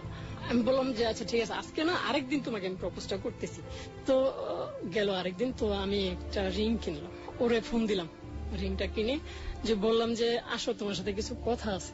ও বললো যে কোথায় যাব, আমাদের এলাকায় একটা গ্রামে, ওইখানে অনেক বড় একটা বন্ধ কয়, এটা মানে অনেক ধানের জমিন আর কি, তখন ধান কেটে ফেলছে, এমন একটা সময়ে জায়গাগুলো খালি, আর ওই মাঠের মাঝখানে যদি কেউ গিয়ে বসে তো চারদিক থেকে কেউ দেখে বুঝবে না এখানে মানুষ বসে আছে না অন্য কিছু আছে। তো ওই মাঠের মধ্যে আমি বললাম যে দাঁড়াও, ওকে দাঁড় করায় আমি ওর পিছনে চলে গেলাম। ও মুখ ঘুরাইতেছে, দেখতেছে এইভাবে। আমি বললাম যে না দেখা যাবে না। ওরে বললাম যে তুমি তো বারবার তাকাইতেছো, ডিস্টার্ব করতেছো, তুমি চোখ বন্ধ করো, চোখ বন্ধ করে ওদিকে ফিরে থাকো। তো চোখ বন্ধ করলে ওদিকে ফিরে থাকলো। আমি হঠাৎ করেই হাঁটু গেড়ে বসে জোরে চিৎকার দিয়ে বললাম যে আমি তোমাকে অনেক অনেক বেশি ভালোবাসি, নিজের চেয়েতেও অনেক বেশি ভালোবাসি। আমি বললাম যে হ্যাঁ এখন তাকাও। তো ফিরে তাকায় দেখে যে আমি ওর দিকে রিংটা ধরে আছি, সাথে সাথে ও রিংটা পরে নিছে নিজে থেকে। তো আমি বলেই দিলাম রিলেশনটা আমাদের হয়ে গেল। এর মাঝখানে কোনো শারীরিক সম্পর্ক তার সাথে? না, ওর সাথে এমনিতে কিস হইতো, বাকি অন্য কিছু ও সায় দিত না। ওকে। তো আমিও ভাবতেছিলাম যে এখন সময় আসছে ওকে হ্যান্ড ওভার করার জন্য। হঠাৎ করে আবার আমার মনের মধ্যে মানে আমার বিবেক নাড়া দিয়ে উঠলো যে একটার পর একটা করতেই আসি। এই পাপের শেষ কোথায় আমি বুঝতেছিলাম না তখন। তো এহতেশাম তো আমার সাথে কদিন পরপরই 15 দিন 21 পর যোগাযোগ করতেছে। তো 17 মাস পর ওকে হ্যান্ড ওভার করি। ওই প্রথম আমি জানতে পারি মেয়েদেরকে নিয়ে ওরা কি করতো। কিভাবে হ্যান্ড ওভার করেন? হ্যান্ড ওভারের সিস্টেমটা সেম ছিল, তবে এটা ছিল একটা পার্কের মধ্যে। প্রিয় শ্রোতা, আমরা মুখোমুখি হচ্ছি চরম সত্যের। আমরা যেটার জন্য এতক্ষণ ধরে অপেক্ষা করছিলাম যে কি গর্হিত অপরাধ আজকে মাহিকে এই সত্যের আসনে বসিয়েছে। বিবেক বোধ তাকে সারাটা জীবন ধরে তাড়িয়ে বেড়াচ্ছে। কি অপরাধের কারণে আজকে মাহি যাহা বলিব সত্য বলিবর প্রথম গেস্ট হিসেবে এখানে উপস্থিত হয়েছে এবং সত্যের আসনে এসে বসে চরম সত্যটা স্বীকার করতে যাচ্ছে। আপনারা কিছুটা হলেও ধারণা করেছেন যে সে যে অপরাধগুলো করে চলেছে সেটা ক্ষমার অযোগ্য এবং কন্টিনিউয়াসলি সেই কাজগুলো করেছে, কিন্তু সে জানতো না যে মেয়েগুলোকে দিয়ে কি করা হয়। শাহিনুরকে কি করা হলো, কিভাবে হস্তান্তর করলেন এবং আপনি কি জানলেন? তো পার্কে দেখা করলাম, তো সেম জিনিস আমি পরিচয় করাই দিলাম দুইজনকেই, নাহারকে দেশামকে, দুজনকে পরিচয় করাই দিলাম। তো ওই মুহূর্তে আমি বলছি যে আমার খুব বেশি ইচ্ছে করতেছে হালিম খাওয়ার জন্য। এখন এমন একটা খুশির মুহূর্তে সবাই হালিম খাবো, আমি দেখি হালিম কোথায় পাই। তো আগে তো ওই এহতেশাম আমাকে বের করে করে টাকা দিয়ে দিত। এরপর একটা সময় এমন আসছে যে এহতেশামের আর বের করা লাগে না, আমি নিজে থেকে বের হয়ে যাই। তো আমি হালিমের অজুহাত দিয়ে বেরোলাম। বেরোনোর পর এটা কোন রেস্টুরেন্ট ছিল? রেস্টুরেন্ট না, এটা একটা পার্কে। পার্ক? কোন পার্ক? এটা ছিল ঢাকা বলতা গার্ডেন। তো আমি বেরিয়ে গেলাম। বেরিয়ে যাওয়ার পর মানে যা দেখতে পাইলাম, মেয়েটাকে অজ্ঞান করা হলো। কিভাবে করা হলো? ওই নাহার ব্যাপারটা করছে, ওর মুখে রুমাল চেপে ধরছে। রুমাল চেপে ধরার সাথে সাথে মানে কিছুক্ষণের মধ্যেই দেখলাম, আমি বেরোতেছি দেখতেছি। এই জিনিসটা আগেও আমি একবার দেখছি, অবশ্য বলতে মনে নেই। আমি আগেও একটা রেস্টুরেন্টে এই কাজটা করতে দেখছিলাম ওই মুন্নির সাথে, এরকম একটা কাজ করতে দেখছিলাম বেরোনোর সময়। তো ওইটা ছিল আফসা, কিন্তু এই জিনিসটা আমি স্পষ্ট তো বুঝতে পারলাম। যে কোনো রেস্টুরেন্টে আপনি যেতে পারতেন নাকি ওরাই ঠিক করে দিত? না, ওই এহতেশাম ওরাই নির্দিষ্ট রেস্টুরেন্টে যাইতো, সব রেস্টুরেন্টে ওরা যাইতো। মানে আগে থেকে ঠিক করে দেওয়া থাকতো? ওদের নির্দিষ্ট রেস্টুরেন্ট ছিল। এই রেস্টুরেন্ট গুলো আপনি গিয়ে কি অবস্থায় পেতেন? ফাঁকা নাকি? আর প্রত্যেকটা হ্যান্ড ওভারের সময় এমন একটা মুহূর্ত হইতো, হয়তো নাস্তা করে সকালে সবাই চলে যায়, এমন একটা মুহূর্তে ফাঁকা থাকে, নইলে রাতে 9টা-10টার পরে এমন একটা সময় হয়। তো ওই আপনি যে গার্ডেনে গেছেন, বলদা গার্ডেন, ওইখানে সময় কোন সময় ছিল? এটা বিকেলের সময় ছিল। তো ওই সময় তো লোকজন থাকার কথা ওখানে? হ্যাঁ, অনেক লোকজন ছিল। তবে পরে আমি বুঝতে পারলাম আশেপাশে যে লোকগুলা ছিল, আশেপাশে 8-10 জনের মতো যে লোকগুলো ছিল সব ছিল ওদের। কারণ ওর অজ্ঞান হওয়া শেষ, সবাই উঠে গেল, এর মধ্যে মেয়ের আস্তে আস্তে বেড়ে গেল, আর ছেলেরা সবাই মিলে ওরে নিয়ে গাড়িতে ওইটা চলে গেছে। তো ওই মুহূর্ত থেকে আমি একবারে ফাইনাল ডিসিশন নিয়ে নিছি, আমি কাজ করবো, আমি কাজ ছেড়ে দেব। তো আমি হেতেশামকে বললাম কথাটা, বলার পর ও করলো যে হ্যাঁ আমি তো বলছিলাম তুমি এটা হ্যান্ড ওভার করলে তোমাকে কাজটা আর করতে হবে না, তোমার শেষ কাজ। ওই সময় আমাকে টাকাটা সবটা দিয়ে দেয়। দিয়ে দেওয়ার পর কত টাকা দিল আপনাকে? ওই সময় বাকি বুকে মিলায় প্রায় 3.5 লাখ টাকার মতো দিচ্ছে। 2.5 লক্ষ টাকা এই পেমেন্টটা, আর 1 লক্ষ টাকার মতো বাকি ছিল। তো আপনি প্রচন্ড ঘামছেন এবং আপনি কাঁপছেন, আপনি একটু কন্ট্রোল করুন নিজেকে। হ্যাঁ বলুন, তারপর? গেলাম, ওমাকে একটা জায়গায় নিয়ে গেল, একটা রুমে। রুমটা ছিল সাভারের দিকে। একটা রুমে গেলাম, যাওয়ার পরে আমাকে টেবিল একটা, 2টা চেয়ার আছে, তো একটা চেয়ার আমাকে বসতে দিল। তো আরেকটা চেয়ার, টেবিলের এই পাশে একটা চেয়ার ছিল, ওই পাশে একটা চেয়ার ছিল। তো আমি যে একটা পাশে বসলাম, তো অপর পাশে যে চেয়ারটা, এই চেয়ারটা আমি যে চেয়ারে বসছি ঠিক এই চেয়ারের পেছনে সেট করা হয়েছে। পেছনে সেট করে ওই এহতেশাম হাতে একটা রিভলভার নিয়ে আমার পিঠে ঠেকাইছে। ঠেকানোর পর বলতেছে আমি যা যা বলি তা তা করো, হয় তোমার জীবনটাকে তুমি পছন্দ করো, নাইতে তুমি মৃত্যুবরণ করো, দুইটার একটা, যেটা তোমার বাইসে নিতে মন চায়। আসলে তখন আমার মধ্যে প্রচন্ড ভয় কাজ করতেছিল। আমি অনেক অন্যায় করছি লাইফে, বাট এই প্রথম আমার অস্ত্র দেখা। আর এমন এমন ভারী অস্ত্রগুলো ওরা আমার টেবিলের উপরে রাখছে দেখে আমি ভয় পেয়ে গেছি এবং আমি কাঁপতেছিলাম। কি কি রেখেছিল? আসলে সবগুলোর নাম তো বলতে পারবো না। রিভলভার ছিল, আর দুনালা বন্দুক ছিল, শর্ট গান ছিল, বাকি আরগুলো আমি যে ভয়ঙ্কর কিছু অস্ত্র ছিল। তো বলতেছে যে কোনো একটা অস্ত্র হাতে নাও। আমি হাতে নিলাম, তো পাশে একটা নেকড়া রাখা ছিল, রুমাল টাইপের। এই অস্ত্রটা ময়লা হয়ে গেছে অনেক। মুছতেছি আর আমার হাত পা পুরো কাঁপতেছে। তো এদিকে করলো কি আমার একটা ছবি উঠাই। এখন উঠানোর পর ও বন্দুকটা সরাই বলতেছে যে এখন তুমি লাইক করো কোনটা। এই ছবিটা এখন চলে যাবে গণমাধ্যমে, পুলিশের কাছে। আর এই ছবিটা ততদিন পর্যন্ত থাকবে চাপা যতদিন পর্যন্ত তুমি কাজ করো। তার মানে ওরা আমাকে আবার কাজের মধ্যে ইনভলভ করলো। ফাইনালি আপনাকে এমন ভাবে ইনভলভ করলো যাতে আপনি কখনো বের হতে না পারেন। না, কখনো যেন বের হতে না পারি এমন একটা কাজ করবো। তো পরে তো বাধ্য হয়ে আমি আসলে কাজ আবার করতে শুরু করলাম। শাহিনুর, আপনার কত নাম্বার জ্যাকপট ছিল? 16 বা 17 এমন হবে আর কি। এরপরে আপনি কতগুলো করেছেন? এরপরে আরো মোটামুটি 20-24টার মতো এরকম হবে। 20 থেকে 24, তার মানে আপনার হাতে প্রায় 40টির মতো মেয়ে যারা ট্র্যাপে পড়েছে, এবং 16টি তো আপনি কোনো না কোনো ভাবে লালসা মোহের ফাঁদে পড়ে আপনি করেছেন। 16র পরে যখন দেখলো যে না আপনাকে দিয়ে কাজ হচ্ছে এবং আপনি পাহাড় পরিমাণ মানে দুঃসাধ্য জিনিসও সাধ্যের মধ্যে আনতে পারছেন, তখন আপনাকে তারা ট্র্যাপে ফেলে দিল এবং সেই ট্র্যাপ থেকে আপনি বের না হতে পেরে আপনি বাধ্য হয়ে আরো প্রায় 24টি মেয়ের জীবন নষ্ট করে দিলেন। আসলে আমি তখন পড়ে গেছি এক ফাঁসাতে। সেটা হচ্ছে আগে তো আমার পেমেন্ট ফুললি দিয়ে দিত, আমার সাথে ভালো ব্যবহার করা হইতো। এখন আমার সাথে ব্যবহার রাফ হয়ে গেছে, আর আমার টাকা হাফ দেয় না। এক একটা মেয়ের জীবন, ফুলের মতো জীবন আমি নষ্ট করে দিচ্ছি। এই মুহূর্ত থেকে আস্তে আস্তে আমার মধ্যে মানে কেমন যেন একটা জেদ কাজ করতেছিল যে আমি কেন পারবো না এই কাজটা ছাড়তে। কেন পারবো না করতে করতে আরো প্রায় করে ফেললাম 20টার মতো কাজ। আপনি ফাইনালি কখন সিদ্ধান্ত নিলেন যে আপনি এই ধরনের কাজ আর করবেন না, আপনার জীবন বাঁচুক আর সেই সময়টা আমরা একটু জানতে চাই। এখানে প্রথমে বলবো ফাতেমার ব্যাপারটা। তো ওকে পটাইলাম, পটানোর পরে ওকে এবার নিয়ে আসলাম আমার ঘরে, রুমে, আমি যেখানে থাকি। তো আনার পর মানে আনতে আনতে সন্ধ্যা হয়ে যায়। তো এর মধ্যে 8টা-9টা বেজে যায়। এতে সময় ফোন দেয় না, যে কোথায় আসতে হবে না আসতে হবে ফোন দেয় না। তো ওদিনকে ও আর ফোন দেয় না। ফোন না দেওয়াতে ওদিন ফাতেমা আমার কাছেই থাকে। তো ওদিন ওর সাথে আমার একটা শারীরিক রিলেশন হয়ে যায়। এটা কি আপনার জীবনের প্রথম শারীরিক সম্পর্ক ছিল? ফার্স্ট। আপনি এতগুলো মেয়েকে এভাবে পাচার করেছেন, কিন্তু পাচার করতে সহায়তা করেছেন, কিন্তু আপনি কোন ধরনের শারীরিক সম্পর্ক করেননি? না, ওই শাহিনুরকে যা কিস করছি, বাকি আর কারোর সাথে কোনো কিছু করি নাই। আর এই ফাতেমা ফার্স্ট। আপনি যে এই পরিমাণ টাকাটা পেতেন, হিউজ অ্যামাউন্ট অফ মানি আপনার জায়গাটা থেকে, এই টাকাটা ব্যাংকেই থাকতো নাকি আপনি কোনো অন্যায় কাজে, মদ গাঁজা খাওয়া বা ড্রাগ নেওয়া এই ধরনের কোনো কাজ ব্যবহার করতেন? একটা কথা এখানে বলি, মানে টাকাটা যখন প্রায় 10, 12, 15 লাখে চলে যায়, তখন আমি আরেকটা অন্যায় কাজ করা শুরু করে দিই। সেটা হচ্ছে জুয়া খেলা। আপনি জুয়া খেলা শুরু করেন? হ্যাঁ, ক্রিকেট খেলা হোক, ফুটবল খেলা হোক, যে কোনো খেলা টিভিতে দেখতাম, বাজি লাগতো। আপনি কন্টিনিউয়াসলি তারপরে জুয়া খেলতেন, এছাড়া আর কোনো বদ অভ্যাস? না এমনিতে আর কোনো বদভ্যাস নেই। মানে আপনি জুয়া খেলতেন আর এই নারী পাচার যে ব্যাপারটা সেটাতে আপনি কন্টিনিউয়াসলি কাজ করে যাচ্ছেন। ওকে, মাঝখানে একটা মাস ছিল আমি হালকা ড্রিঙ্কস করতাম, হালকা পাতলা, খুব আপনি বেশি না। ড্রিঙ্কসও করতেন হালকা পাতলা। হ্যাঁ। ওকে, আপনি ফাতেমার কাছে ফিরে যান। ফাতেমার যে জায়গাটাতে আপনি ছিলেন, যে শারীরিক সম্পর্ক হয়ে গেল, ওই দিন ওর সাথে শারীরিক রিলেশনটা হয়ে যায়।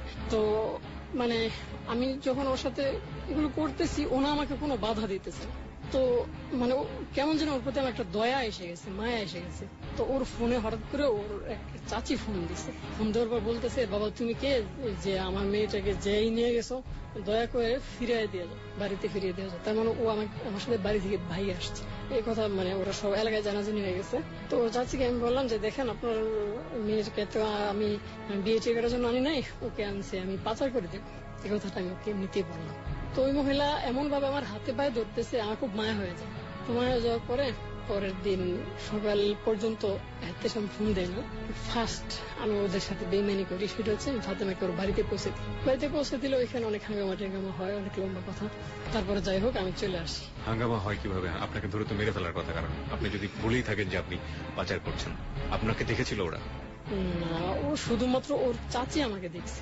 আর ওর চাচি আমার কথা দিছে যে বাবা তুমি যদি এলোকি হয়ে থাকো তাহলে তুমি প্লিজ আমাকে ফিরে দাও, যাই হও, তুমি পাচারকারী হও বা তুমি ওর সাথে রিলেশন থাকুক, যাই হও ওকে ফিরে দাও, তুমি যা চাইবে তাই হবে। আমি বলছি যে পরে আবার আমি অস্বীকার করে ফেলি যে না আসলে আমি তো পাচারকারী না। তো ও তো চাচ্ছে আমাকে বিয়ে করতে, আর আমিও চাচ্ছি না এভাবে বিয়ে করি, আর পারিবারিক ভাবে করবো। এই জন্য বলেন আমি ওকে কোথায় আপনাকে যাই হোক, দিয়ে আসবো? পরবর্তীতে আপনারা এটা ম্যানেজ করেছেন। হ্যাঁ, তারপরে আপনি ফিরিয়ে দিলেন। তারপর ফিরিয়ে দিলাম। প্রথম আপনি ফিরিয়ে দিলেন। প্রথম এই মেয়েটাকে ফার্স্ট ফিরিয়ে দিই, তারপরে রুম্পা নামের একটা মেয়ে।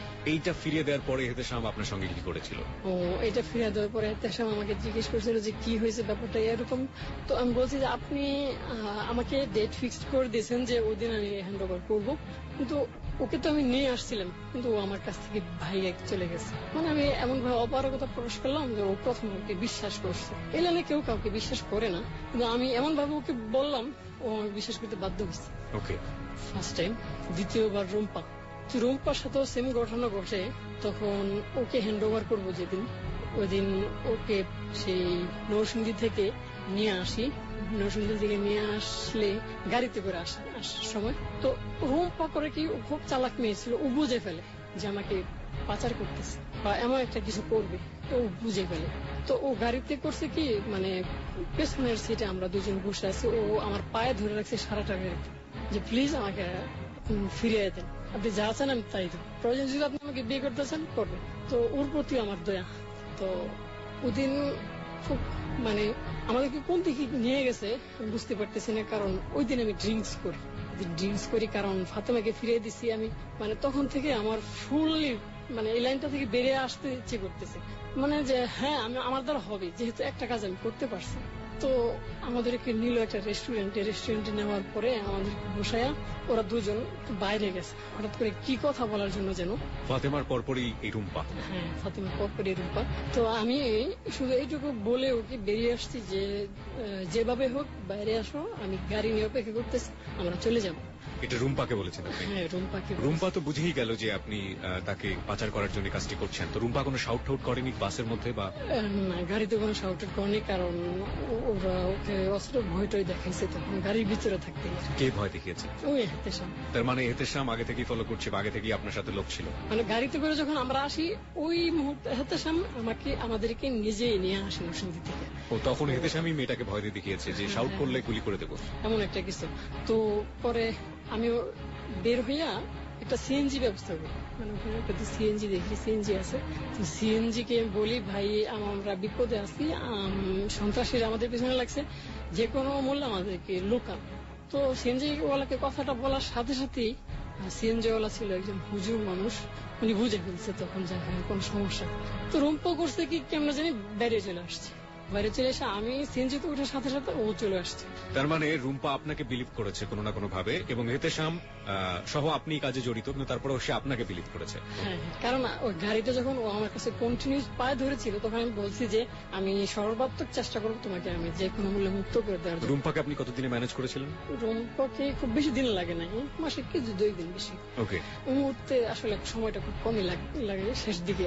তারপরে আমাদেরকে কোন একটা গ্রামের ভিতরে নিয়ে যায়, গ্রামের ভিতরে নিয়ে গিয়ে কোন এলাকায় হচ্ছে এটা, কোন এটা জেলা? সম্ভবত ব্রাহ্মণবাড়িয়ার দিকে। কারণ যখন আমরা বেরিয়ে আসি তখন মানে আসার সময় বুঝতে পারছি যে আমাদেরকে ব্রাহ্মণবাড়ির দিকে নিয়ে গেছে। তো পরে আমি জানতে পারি যে লাস্ট যে কাজগুলো করতেছে এগুলো সব পাচারের জন্য করতেছে। লাস্ট যে কয়েকটা কাজ করে এটা আমি সামনে আসতেছে, তো ওকে দিলাম ফিরে দেওয়ার পরে আসতে ফোন দিল। ফোন দেওয়ার পর বললো যে এটা কি হইল। তো আমি লুকাইছিলাম অনেকদিন, দেখাটা করি নাই। ওর বাসাটাও আমি ছেড়ে দিছি। তো তখন আমি থাকলাম আমার বোনের বাড়িতে। তো বোনের বাড়িতে থাকতে থাকতে ও আমাকে বারবার ফোন দিতেছে, বিরক্ত করতেছে, থ্রেট দিতেছে। তো এক পর্যায়ে বলছে যে তুমি আসো, মাফ চাও। আর আমি ওর কাছে অনেকগুলো টাকা পাওনা ছিল। তো কত টাকা পাওনা ছিলেন? তখন প্রায় হবে 1.5 থেকে 2 লাখ টাকার মতো পাওনা ছিল। আপনি এত ঠান্ডা এসির মধ্যে বসে আপনি যেভাবে ঘামছেন, ওকে ওকে বলুন, তারপর নির্ভয়ে বলুন। তারপর মানে ও আমাকে পাগল করে রাখছিল। তো হঠাৎ করে কিভাবে যেন ও আমার অবস্থান জানতে পারে। এহতেশাম, তখন আমি মেয়েটাকে আপনি কি করলেন? মেয়েটাকে আগে কি বলেন, কি করলেন? রুম্পাকে কি করলেন? ও রুম্পাকে ওকে ফিরিয়ে দিছে, ওর বাড়িতে ফিরিয়ে দিয়েছেন? বাড়িতে ফিরিয়ে দিয়েছে। আচ্ছা, আমরা চাই রুম্পার সাথে কথা বলতে। যেহেতু আপনি দুটো কেস বললেন যে ফাতেমা এবং রুম্পাকে আপনি ফিরিয়ে দিয়েছেন, তারা নিশ্চয়ই এখনো আছে এবং তাদের ফোন নাম্বার কি আপনার কাছে আছে? হ্যাঁ আছে, একজনের ফোন নাম্বার। কার ফোন নাম্বার আছে আপনার কাছে? রুম্পার। প্রিয় শ্রোতা, আমরা এই ফাঁকে অনুষ্ঠানের স্বার্থে এবং যাহা বলিব সত্য বলিবর মঞ্চে সত্যের আসনে যে আসন রেখেছে সে হচ্ছে মাহির যে ঘটনা আপনারা এতক্ষণ ধরে জানলেন তার মধ্যে একজন, তার ট্র্যাপে পড়া, তার ফাঁদে পড়া একজনের সাথে আমাদের যোগাযোগ করা সম্ভব হচ্ছে। বাকি 40 জনের ভাগ্যে কি ঘটেছে আমরা জানি না, কিন্তু একজন যার ভাগ্যেও বাকি 40 জনের ভাগ্য জুটতে পারত কিন্তু তার ভাগ্যে জোটেনি। সেটাও ওই যে বললাম যে একজন মানুষের মধ্যে ভালো মন্দ দুটো দিকে লুকিয়ে থাকে। মাহির যে খারাপ দিক, সেই খারাপ দিকের ফাঁদে পড়েছে 40 জন, কিন্তু মাহির ভালো দিকের যে জোয়ার, যে ঢেউ, সে ঢেউয়ের জোয়ারে শেষ পর্যন্ত সুস্থ জীবনে ফিরে যেতে পেরেছে ফাতেমা এবং রুম্পার সাথে আমরা এই মুহূর্তে ফোনে যোগাযোগ করছি। দেখি রুম্পা কি বলে।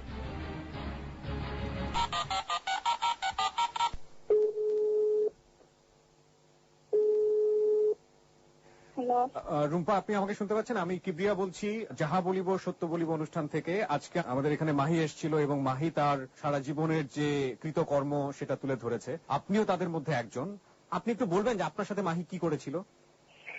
আসলে সত্যি কথা বলতে, মাহি প্রথমে আমাকে রং নাম্বারে খুব ফোন করতো। ফোন করার পরে আমি ওদের খুব গালাগালি করতাম। আপনি তো প্রথমে ওকে গালাগালি করতেন, কিন্তু একটা সময় আপনার ওকে ভালো লাগতে শুরু করেছে। কিভাবে আপনার ভালো লাগাটা শুরু হলো? একটা ছেলেকে এতভাবে গালাগালি করি, অথচ ও আমাকে বারবার ফোন করে আমার সাথে কথা বলতে চায়। এইখান থেকে ভালো লাগে আর কি। তারপর আর কি কথা বলি আমি ওর সাথে। অনেক সময় ওর সাথে ফ্রেন্ডশিপ হওয়ার পরে দেখা করি পলাশে। জি। তো দেখা হওয়ার পরে দুজন বন্ধুর সাথে আমাকে পরিচয় করিয়ে দেয়। আচ্ছা, আপনি একটু হোল্ড করেন। আচ্ছা, মাহি, এই দুজন বন্ধু কে কে ছিল? দুজন ছিল, একজন এহতেশাম আর একজন ছিল নাহার। তার মানে এখানে যে দুজন বন্ধু ছিল তার মধ্যে একজন ছেলে ছিল, একজন মেয়ে ছিল, ঠিক রুম্পা? জি। ওকে, হ্যাঁ, তারপর কি করলো? তারপর কি ও বন্ধুর সাথে পরিচয় করে তারপর একটা গাড়ি নিয়েছিল। গাড়ি নিয়ে আমাকে আমি বলতেছি যে আমাকে কোথায় নিয়ে যাওয়া হচ্ছে। ওরা বলতেছে যে আমাকে নিয়ে যাওয়া হচ্ছে গুড়ের জন্য। তো আমি তখনও বুঝি নাই যে আমি একটা চক্রের মধ্যে পড়ছি। ঠিক আছে, গাড়ি নিয়ে যাচ্ছে, কোথায় নিয়ে যাচ্ছে তা বলতে পারতেছি না। 5 জন আছে পলাশে, 5 জন পরে কোথায় নিয়ে যায় ওরা একটা গাড়ি রাখছে এক জায়গাতে। গাড়ি রাখার পরে একটা রেস্টুরেন্টের মধ্যে আমাদের দুজনকে রাইখা ওরা অন্যত্র চলে গেছে। তো চলে যাওয়ার পরে ওইখান থেকে ব্রেক আবার মাহি আমাকে নিয়ে আসে। আমরা যেটা শুনলাম মাহির কাছ থেকে যে আপনি নাকি এক পর্যায়ে বুঝে যান যে আপনাকে আসলে কিডন্যাপ করা হচ্ছে বা পাচার করার একটা চিন্তা ভাবনা আছে, এবং সেই সময় আপনি মাহির পায়ে ধরে পর্যন্ত রিকোয়েস্ট করেছেন, কান্নাকাটি করেছেন। এটা কি সত্য? হ্যাঁ হ্যাঁ হ্যাঁ, আমি বুঝতে পারছি। আমার তখন এমন অবস্থা হয়েছিল যে যে আমি কোথায় যাচ্ছি, এখন আমার কি হবে, আমি কোথায় যাব, ওই ধরনের চিন্তা আমার মধ্যে কাজ করতেছিল, খুব ভয় কাজ করতেছিল। আপনি একটু বলবেন যে আপনার সাথে কত মাস ধরে মাহি চেষ্টা করেছে আপনার সাথে এরকম একটা রিলেশনশিপে যাওয়ার জন্য? ইন্টারে ওঠার পরে। আপনি কি তাকে ভালোবেসে ফেলেছিলেন? ওর প্রতি আমার একটা টান ছিল। ওকে, আমরা রুম্পার কাছ থেকে শুনলাম। হ্যাঁ, এবার আপনি বলেন যে প্রসঙ্গে আপনি যেতে চাচ্ছিলেন একটু আগে। আপনাকে এহতেশাম জেনে গেল যে আপনার পজিশন, তারপরে কি করলো? ও আমাকে নরসিংদী থেকে ধরে নিয়ে আসছে ঢাকায়। তো ঢাকা ও আমাকে কোথায় নিছে আমি জানি না। গাড়িতে উঠে আমার চোখ বেঁধে দেওয়ার পরে আমাকে একটা ঘরে নিয়ে যায়। ঘরে নিয়ে যাওয়ার পরে খুব টর্চার করে। কি করে আপনার সাথে? খুব বকাঝকা। ওই দিন আমাকে মারে নাই, জানি না কেন মারে নাই। পরিস্থিতিটা এমন ছিল যে আমি নিশ্চিত যে আমাকে মেরেই ফেলবে, কিন্তু বকাঝকা ছাড়াও আমার গায়ে একটা টাচও করেনি। বুঝলাম না কেন এরকম হলো। তো আমাকে অনেক বুঝাইছি, বকাঝকা করছে, বুঝাইছে, দেখো তুমি বিনিময়ে টাকা পাবে, তো বেইমানি কেন করবা? আর দেখো সব খারাপ লাইনে বেইমানির একটাই সাজা, সেটা হচ্ছে শেষ, মেরে ফেলবে। হ্যাঁ, এটাই সাজা, বেইমানির সাজা এটাই। আর এটা সমস্ত খারাপ কাজের মধ্যে এই জিনিসটা চলে। তো তোমাকে একটা চান্স আমি দিতেছি, এই চান্সটা তুমি কাজে লাগাও, লাগাই দেখো তুমি তোমার ক্ষমা পাইতে পারো। তোমাকে আরেকটা মেয়ে নাম্বার দেয়, সেই নাম্বারটা হচ্ছে নূপুরের। নূপুর বলে যে এই মেয়েটাকে কভার করো। আপনি কি করেছিলেন সেটা? হ্যাঁ, করেছিলাম। আপনি সেই মেয়েটাকে আবার এরকম ফাঁদে ফেলেছেন? ফাঁদে ফেলেছি। কত টাকা পেয়েছিলেন? এই মেয়েটাকে আমি হস্তান্তর করিনি। এই মেয়েটাকে আপনি হস্তান্তর করেননি? না, এই মেয়েটার ব্যাপারে আর কিছু কথা আছে। সেটা হচ্ছে মেয়েটাকে আমি যেদিন প্রথম দেখি, কথা বলার এক পর্যায়ে মেয়েটার সাথে মিট করার পর এই মেয়েটাকে দেখে মানে আমি ওর প্রেমে পড়ে যাই। মানে কথায় আছে না, লাভ ইজ ফার্স্ট সাইট, এই ব্যাপারটা হয়ে যায় আর কি। তো আস্তে আস্তে এতদিন তো আমি শুধু ভালোবাসার অভিনয় করে গেছি, কিন্তু আজকে যে ব্যাপারটা ছিল সেটা হচ্ছে আমি রিয়েল লাভ করে ফেলি। নূপুর কি আপনার লাস্ট শিকার ছিল? হ্যাঁ, নূপুরই আমার লাস্ট। নূপুরকে আপনি স্টিল লাভ করছেন? হ্যাঁ, স্টিল লাভ করছি। নূপুর আপনার সবকিছু জানে? হ্যাঁ, আমার সবকিছু জানে। নূপুরের সাথে আমাদের অনুষ্ঠানের সাথে কথা বলা সম্ভব এই মুহূর্তে? ওর ফোন নাম্বার তো আছে, বাট ওর ফোন নাম্বারটা বন্ধ, ধরবে না। আর আমি অনেক চেষ্টা করছি ওর সাথে ফোনে যোগাযোগ করার জন্য, কিন্তু ওর পারিবারিক একটা ফোন নাম্বার আছে। কতদিন যাবত ওর সাথে আপনার এই রিলেশন? ওর সাথে রিলেশন প্রায় 2.5 বছর। আচ্ছা, এটাই ছিল আপনার লাস্ট শিকার? ওই ছিল আমার লাস্ট শিকার। এবং আপনি শিকার থেকে এখনো বের হননি। আপনার জীবনে আরো কিছু পরিবর্তন এসছে এই ঘটনার পরে, সেই পরিবর্তনের দিকে আমরা একটু যেতে চাই। আপনি একটু বলেন তো যে এই ঘটনা তো আপনি ছেড়ে দিয়েছেন লাস্ট কত বছর যাবত? 2.5-3 বছর। আপনি এতদিন যাবত কিভাবে সার্ভাইভ করছেন? এহতেশাম আপনাকে খোঁজেনি?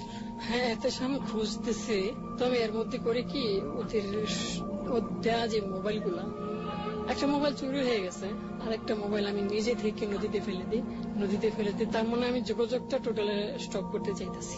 আপনি কি জায়গা বদল করেছেন কোনো কারণে? যে ধরুন আপনাকে তো দেখে ফেললে, সামনাসামনি দেখে ফেললে তো চিনে ফেলবে, যে কারণে জায়গা বদল করা বা চেহারার মধ্যে কোনো পরিবর্তন নিয়ে আসা বা কোনো কিছু করা, এগুলো কি করেছেন? হ্যাঁ, তখন জায়গা বদল করে আমি চলে যাই ময়মনসিংহে একটা জায়গায়, পরিচিত এক ফ্রেন্ডের কাছে।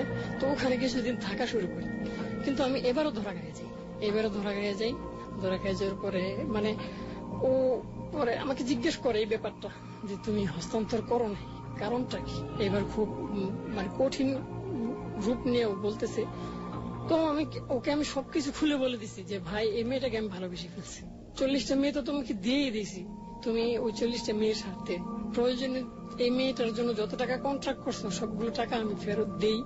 এই মেয়েটাকে তুমি ছেড়ে দাও। এই মেয়েটাকে আমি রিয়েলি লাভ করে ফেলছি, ভালোবেসে ফেলছি। ওকে আমি কোন রকম হস্তান্তর করতে পারবো না। ও আমাকে এইবার নিয়ে বন্দি করলো এক ঘরে। ওই ঘরে যেয়ে পাইলাম আরেকটা লোক। তো ওই লোকটার কাছে জানতে চাইলাম আসলে এতদিন এই মেয়েদের কি করতো। তো ওর কাছে জানতে পারলাম 3টা কাজ করতো মেয়েদেরকে নিয়ে ওরা। সেটা হচ্ছে প্রথমত বিয়ে করতো জোর করে। ব্যাপারটা এরকম ছিল, কেউ একটা মেয়েকে পছন্দ করলো, কিন্তু পারিবারিক ভাবেও না আর ব্যক্তিগত ভাবেও মেয়েটাকে বিয়ে করতে পারতেছে না, এমন মেয়েগুলোকে বিয়ে করার জন্য ওরা কন্ট্যাক্ট করে এই মিডিয়াতে, মানে এই গ্রুপে। তো বিয়ে করতো জোর করে, দ্বিতীয়ত ওদেরকে ভোগ করতো বা বিক্রি করে দিত, তৃতীয়ত ওদেরকে পাচার করে দিত। পাচার মানে দেশের বাইরে পাচার করে দিত? হ্যাঁ, দেশে বা দেশের বাইরে পাচার করে দিত। এই কাজগুলো ওরা করতো।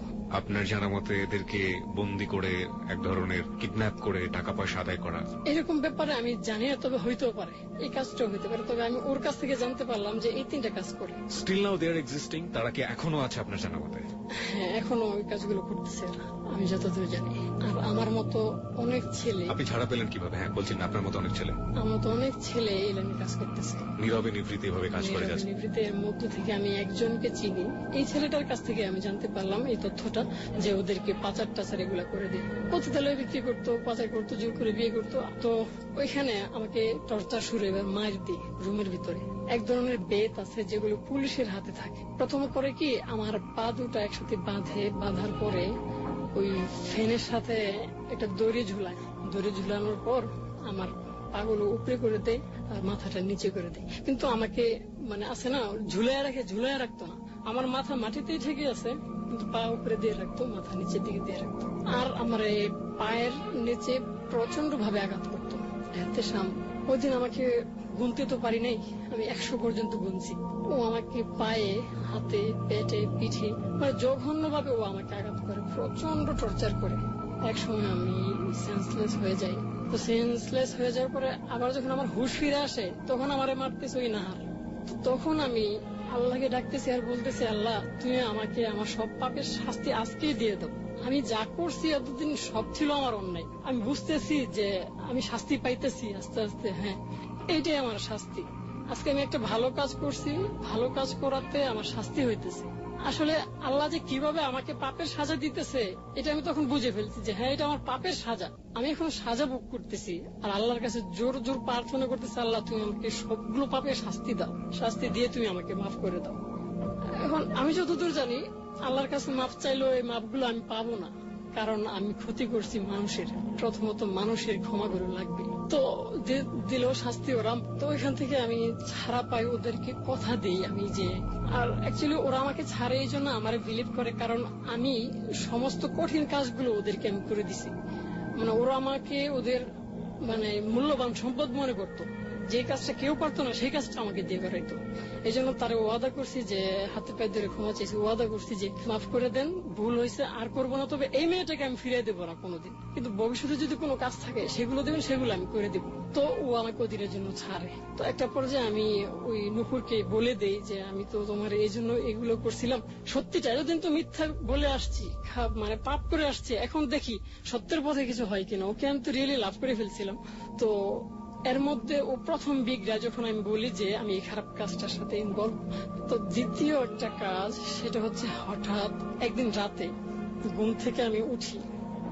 ঘুম থেকে উঠার পর মানে আমার শরীরের কিছু কিছু অংশে চামড়ার রংটা চেঞ্জ হয়ে যায়। মানে একই দিনে হাতে, পায়ে, ঠোঁটে, মুখে মানে কেমন জানি চামড়া, আমি তো দেখতে কালো, মানে চামড়াগুলো সব সাদা হয়ে যায়। তো বুঝতে পারলাম না আসলে এটা হঠাৎ করে কি হয়েছে। তো কবিরাজ দেখাইলাম, ডাক্তার দেখাইলাম, ওরাও কেউ এই রোগটা ধরতে পারতেছে যে না, এই রোগটা যদি হয় তো আস্তে আস্তে হয়। তো হঠাৎ করে আমার হাতে, পায়ে, নাকে, মুখে মানে একই টাইমে একটা রাতের ব্যবধানে আমার এই রোগটা হয়ে যায়। মানে আমার হাতে পায়ের চামড়া চেঞ্জ হয়ে যায়। এখন আমি আসলে কোনো মেয়ের সামনে যেতে পারি না, মানে সুরতটা এত বিবস্ত্র হয়েছে যে আমি বুঝতে পারলাম অবশেষে যে এটা আমার পাপের শাস্তি। এতদিন যে পাপটা করে আসছি এই পাপের শাস্তি এটা আমার। এর মধ্যে আরো যে 2-3টা চেঞ্জ, সেটা হচ্ছে আমি বলছি কি প্রিয় ভাই যে আমার হাতের লেখা খুব সুন্দর ছিল। আমার হাতের লেখা শিখার আগে যে এরকম বাজে ছিল এর চেয়ে জঘন্য বাজে হয়ে গেছে হাতের লেখা। দ্বিতীয়ত আমি এত সুন্দর করে কথা বলতে পারতাম, এখন আমার মুখে জড়তা চলে আসে, আমি নর্মালি কথা বলতে পারি না, রাতে ঘুমাইতে পারি না। এখন আসলে সমাজে চলতে গেলেও এখন আমার লজ্জা লাগে, কারণ আল্লাহ আসলে বিচারটা আল্লাহ হয়তো কোনো বিচারের সাথে সাথে করেন, হয়তো কোনো বিচার আল্লাহ একটু দেরিতে করেন।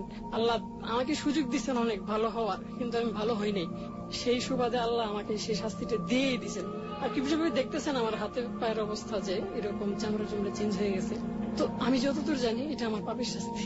প্রিয় শ্রোতা, ওর ছবিটা আমরা দেখাবো না, সেটা আমাদের যাহা বলিব সত্য বলিব অনুষ্ঠানের এথিক্স অনুযায়ী যায় না, কিন্তু ওর হাতের ছবি আমরা দেখাবো, ওর ঠোঁটের ছবি আমরা দেখাবো। সেটা দেখতে হলে আপনাকে ফেসবুকে আসতে হবে। আমাদের ফেসবুকের ঠিকানা ABC রেডিও FM 89.2। আমি আবারও বলছি, আমাদের ফেসবুকের ঠিকানা হচ্ছে facebook.com/ABC রেডিও FM 89.2। আমি আবারও বলছি facebook.com/ABC রেডিও FM 89.2। আপনি যেটা বললেন একটু আগে, তার মানে এহতেশাম এবং নাহার এটা আপনাকে ছেড়ে দিয়েছে, আপনার কোনো ক্ষতি করবে না। এখনো ওরা আমাকে ছাড়ছে একটা কাজের বিনিময়ে। ওদেরকে আমি বলছি যে পুরো কাজ করে না দিতে পারলেও আমি সহযোগিতা করব। সেটা হচ্ছে কেউ যদি কোনো একটা কাজ করতে না পারে তাহলে আমি ওকে সহযোগিতা করব। কিন্তু আমি বাস্তবে আমি এটা করি না, আমি করি উল্টাটা। এখনো ওরা আমাকে ফোন নাম্বার দেয়, এখনো আমাকে দেয় পটানোর জন্য। আমি করি কি, সবগুলো মেয়েকে পটাই। সর্বশেষ যে মেয়েটাকে পটানোর চেষ্টা করতেছি সেটা হচ্ছে ওর নাম স্মৃতি। পলাশ থানার চরসিংদুরের আশেপাশে একটা গ্রামের মেয়েটা স্মৃতি। এমন হয়েছে প্রথমে ওর মাকে খালা ডাকছি, মানে এখন ওর মাকেও পটাইছি, ওই স্মৃতিকেও পটাই দিছি। এখন আমি সর্বশেষ ওদেরকে একটা কথা বলছি যে দেখেন খালাম্মা, আমি কোনো ভালো লোক না, আমাকে একটা চক্র আপনাদের পেছনে লাগাই দিছি। এই যে অপরিচিত নাম্বারে পরিচিত হয়ে আপনি খালা হয়ে গেলেন, আমার বোনের ছেলে বানাইলেন, আপনার মেয়ে আমার সাথে কথা বলতেছে, আপনি কি ভাবছেন একবারের জন্য যে এটা কোনো একদিন ক্ষতির কারণ হইতে পারে? তখন ওই মহিলাটি বললো যে না, তুমি তো কথা ঠিকই বলছো। এইভাবে কিবরিয়া ভাই আমি প্রত্যেকটা মেয়েকে এভাবে বলে দিছি যে তোমাকে ক্ষতি করার জন্য আমি চেষ্টা করতেছি। এখন আমি পরিচিত হই, পড়ানোর চেষ্টা করি, এক পর্যায়ে আমি সবাইকে বলে দেই যে কি যে এই আননোন নাম্বার থেকে তোমাকে ক্ষতি করার জন্য কেউ আসে।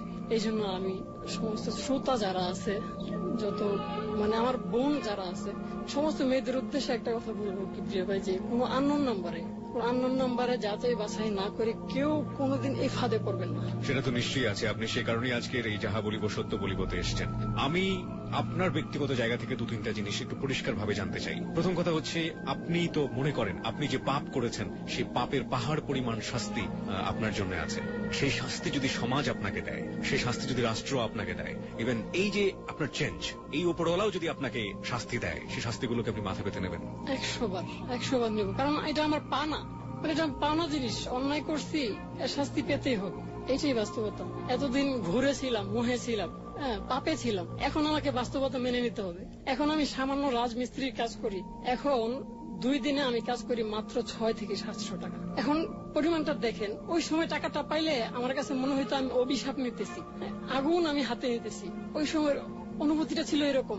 এখনকার অনুভূতিটা এরকম কিবরিয়া ভাই, যে 300 টাকা যখন আমি দিন শেষে হাতে পাই না, মনে হইতেছে জান্নাতের সুখ একটু একটু করে আল্লাহ আমাকে দিতেছে। কারণ এই হালাল কামাইটার মধ্যে আমি এমন একটা সুখ খুঁজে পাইতেছি, বলে বোঝানোর মতো না। আমার কাছে মনে হইতেছে এটাই আমার জান্নাত। আগে আমি লক্ষ লক্ষ টাকা আমি ফ্রেন্ডদের পেছনে খরচ করছি, তখন মনে হইতো না কারো জন্য কিছু করতেছি। একটা ফকিরকে দেখলে দান খরচ পর্যন্ত করতাম না। এখন আমার সামনে যদি কোনো ফকির আসে, পকেটে টাকা থাকতে আমি কোনো ফকিরকে আমি ফিরিয়ে দিই না। আপনি একটা বড় একটা অ্যামাউন্ট আপনার ব্যাংকে সেভ করেছিলেন, এই টাকাটা কি হয়েছে? ওই যে বলছিলাম যে জুয়া খেলতাম, তো জুয়া খেলে এই অবৈধভাবে পথ থেকে কামাই মিনিমাম হলো 25 লক্ষ টাকার মতো। তারপরে এই টাকাটা দিয়ে আমি জুয়া খেলতে খেলতে একটা পর্যায়ে আমার হাতে থাকে 40 লক্ষ টাকা। আপনি লাভ করেন জুয়াতে? লাভ করেন টোটালি। আর এই টাকাটা এই জুয়ার মাধ্যমে আবার শেষ হয়ে যায়। গল্পটা এখানেই শেষ হয়ে যাক। গল্প ঠিক না, আমরা বলবো যে জীবনের চরম এবং সত্য বাস্তব কাহিনী। শেষ কি আসলে হবে? আমি তো মনে করি যে আমরা একটা প্রদীপ আজকে জ্বালালাম আজকের এই অনুষ্ঠানের মধ্য দিয়ে, যাহা বলিব সত্য বলিবতে। প্রিয় শ্রোতা, একটু আগেই আমরা মাহির শিকার রুম্পার সাথে কথা বলেছিলাম এবং আপনারা রুম্পার কাছ থেকে জেনেছেন কিভাবে রুম্পাকে বাগে নিয়েছিল মাহি। এবং এ পর্যায়ে আমরা রুম্পার সাথে আবারও যোগ করছি এবং রুম্পাকে জিজ্ঞাসা করতে চাই যে রুম্পা মাহিকে মাফ করতে পারবে কিনা।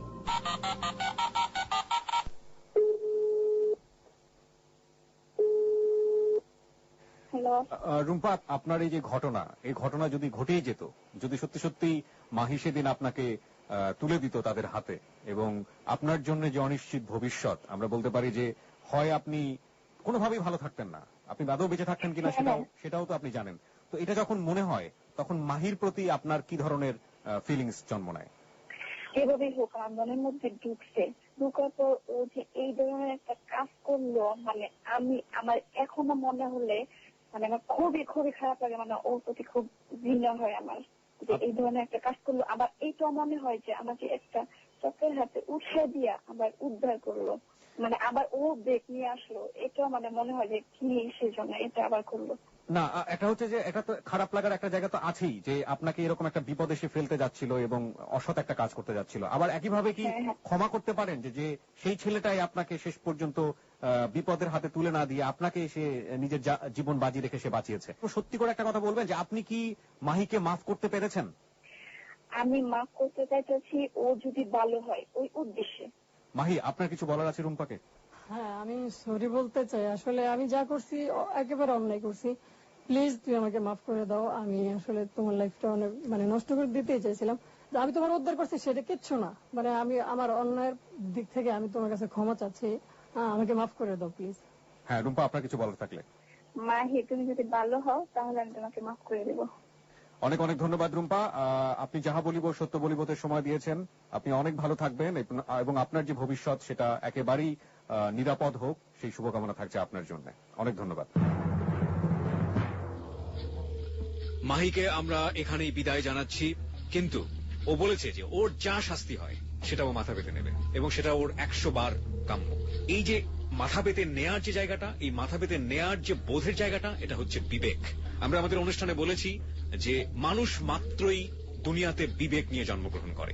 আপনি সারা দুনিয়ায় দেখবেন যত মানুষ খারাপ কাজ করছে এদের প্রত্যেকের বিবেক ঘুমন্ত, হয় আধো ঘুমন্ত কিংবা খুব একেবারে গভীর ঘুমিয়ে আছে। এই বিবেক জাগানোর জন্য অনেক কিছুর দরকার হয়, অনেক উপসর্গের দরকার হয়। কোন একটা উপসর্গ বা কোনো কিছু যখন এই বিবেকটাকে জাগিয়ে দেবে, পৃথিবীর কোথাও যদি, কোনো আদালতে যদি আপনার বিচার না হয়, কোনো জায়গায় যদি আপনি ধরা না পড়েন, ব্যক্তি মানুষের কাছে, আপনার জানার কাছে আপনি নিশ্চয়ই ধরা পড়বেন। আর তখন যে শাস্তি আপনি প্রতি মুহূর্তে পাবেন, সে শাস্তি থেকে কোনো ক্ষমা নেই। উপরওয়ালা তো নিশ্চয়ই ওপর থেকে সবকিছু দেখছেন। সেই বিবেকের তাড়না বোধ থেকে আপনার জীবনে যদি এমন কোনো ঘটনা থেকে থাকে বা এমন কোনো বিষয় থেকে থাকে যে অপরাধ বোধ আপনাকে প্রতি মুহূর্তে তাড়িয়ে নিয়ে বেড়াচ্ছে, সেটা হতে পারে সমাজ জানে, সেটা হতে পারে রাষ্ট্র জানে, কিংবা হতে পারে কেউ জানে না, শুধুমাত্র আপনি জানেন। সেই বিবেক বোধ থেকে আপনি যদি আমাদের কাছে আসতে চান, আপনি যদি স্বীকার করতে চান আপনার ভুলটা কি, আপনাকে আমরা মোস্ট ওয়েলকাম জানাই। আপনি আসতে পারেন সত্যের মঞ্চে, আপনি আসতে পারেন যাহা বলিব সত্য বলিবতে, আপনি আলোকিত করতে পারেন আমাদের সত্যের আসন, এবং আপনি স্বীকার করতে পারেন আপনার জীবনে আপনি কি কি ভুল করেছেন। আমরা বিশ্বাস করি আপনি তো ভুল করেছেন। আপনি স্বীকার করলেন আপনার ভুল, আপনার ভুলটা স্বীকার করার মধ্য দিয়ে আপনি থেমে গেলেন। আপনি যতদিন পৃথিবীতে বেঁচে থাকবেন, একজন মানবিক মূল্যবোধ নিয়ে যেভাবে মানুষ বেঁচে থাকে সেভাবে বেঁচে থাকবেন, এবং আপনার এই ভুল শোনা, আপনার এই পাপ বোধ কিংবা আপনার এই পাপের যে ফসল, সেটা জানার পরে হাজার মানুষ, লাখো মানুষ এই পথে পা বাড়াবে না। এটাই হচ্ছে আমাদের যাহা বলিব সত্য বলিবর মোটো। এবং আমরা বিশ্বাস করি এই যে আজকের এই অনুষ্ঠানটি শুরু হলো, সেই প্রদীপ, সেই আলো সমাজের প্রত্যেকটা কোনায় কোনায় ছড়িয়ে পড়বে।